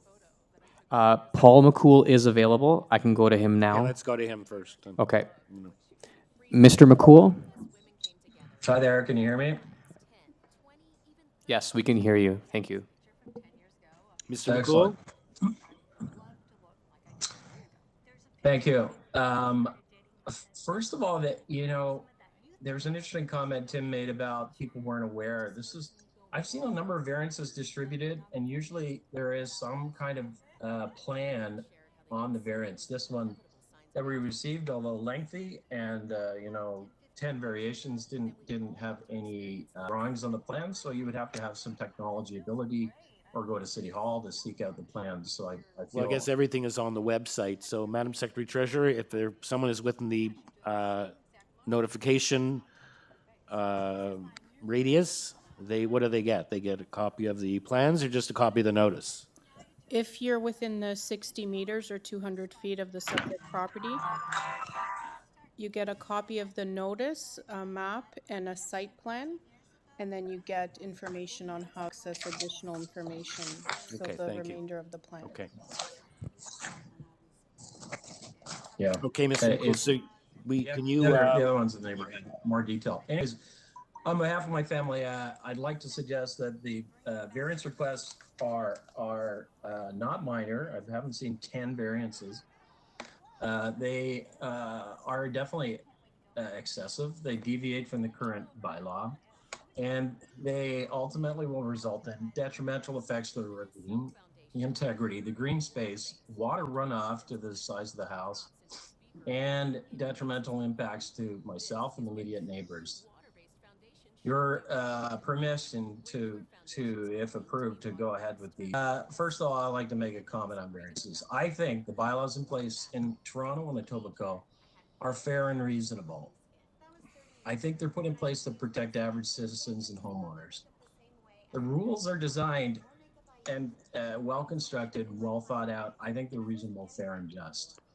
Owners, when they go to build, and architects, when they design, they're aware of it. My street's got 2 stop signs on either end. The law says you got to stop at the stop sign. I see this as giving somebody on my street some sort of leeway and variance so that they no longer have to stop at the stop sign, which for very clear reasons would not be safe. First variance was, objection was variance 1, maximum permitted floor space. This obviously has immediate impacts on the ravine, trees, light, shade, water runoff. These are small lots. They're, they average 50 feet wide. And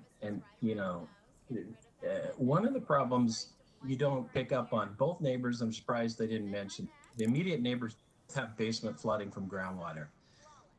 Any mention, and I put it in my notes, there's no location or drawing showing where the downspouts are of this massive roof.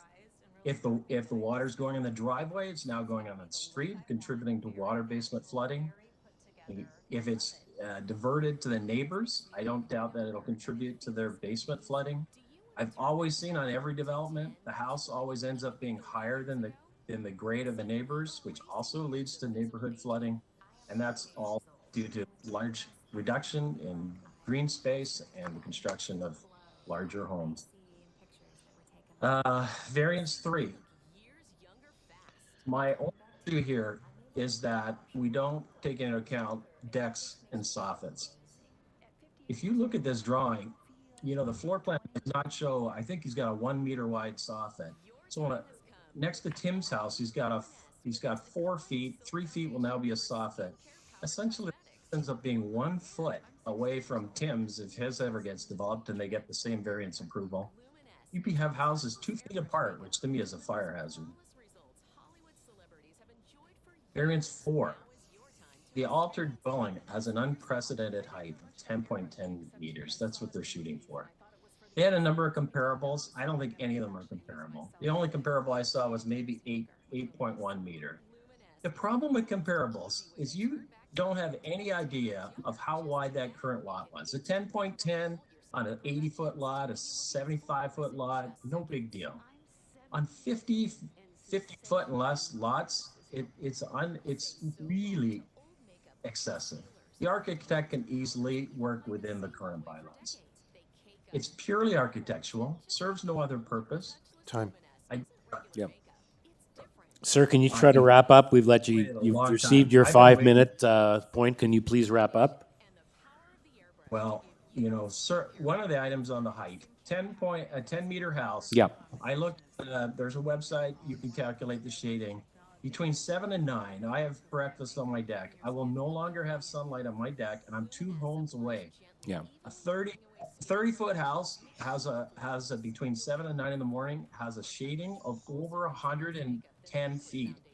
That's Tim's house, my house, and then the neighbor beside me will no longer have sunlight. Okay, Mr. McCool, is that based on is that because it's not 10.10 across the whole thing as we I got out of the applicant in the agent in the questioning, so it's not a 10-foot 10 across the full lot. So are you selling us that it was a 10-foot 10 completely flat roof, or based on what's proposed? No, it's like a hat. So it slopes in and then flat roof. So I disagree with you there. Okay. Anyway, if you can please wrap up. There's 2 important things. The rear deck, I see no reason why to give a variance in the rear deck. Rear deck is 1.2 meters. Mm-hmm. As soon as you allow 1.3 meters, there's no privacy with a 6-foot fence. I would need to add another foot onto my fence to regain the privacy that I lose. You just have a step. Most people have a step down to their deck. I don't see any reason why you would give an increased height of deck, which gives piercing views onto the neighbors. And finally, is the balcony. The balcony is quite unbelievable in my perspective. He's asked for a major variance, which is purely architectural. It's now going to be a glass enclosed upper balcony on this higher building, which will now have street views from one end to the other. Complete the entire Upminster Ravine Crescent. They'll be able to see into the backyards of every single house. And I really think the design is outrageous, and that's not appropriate to accept any variance on that upper balcony. So you mean from the 4 meters to the 5 point whatever, right? You're saying it should be 4 meters. It should meet the bylaw. The bylaw is adequate. It's only larger. Okay, thank you very much, Mr. McCool. And we've also read your I have your 5-page letter here, which we've reviewed. Thank you for your submissions, but you're well over time, and we do have, on this application,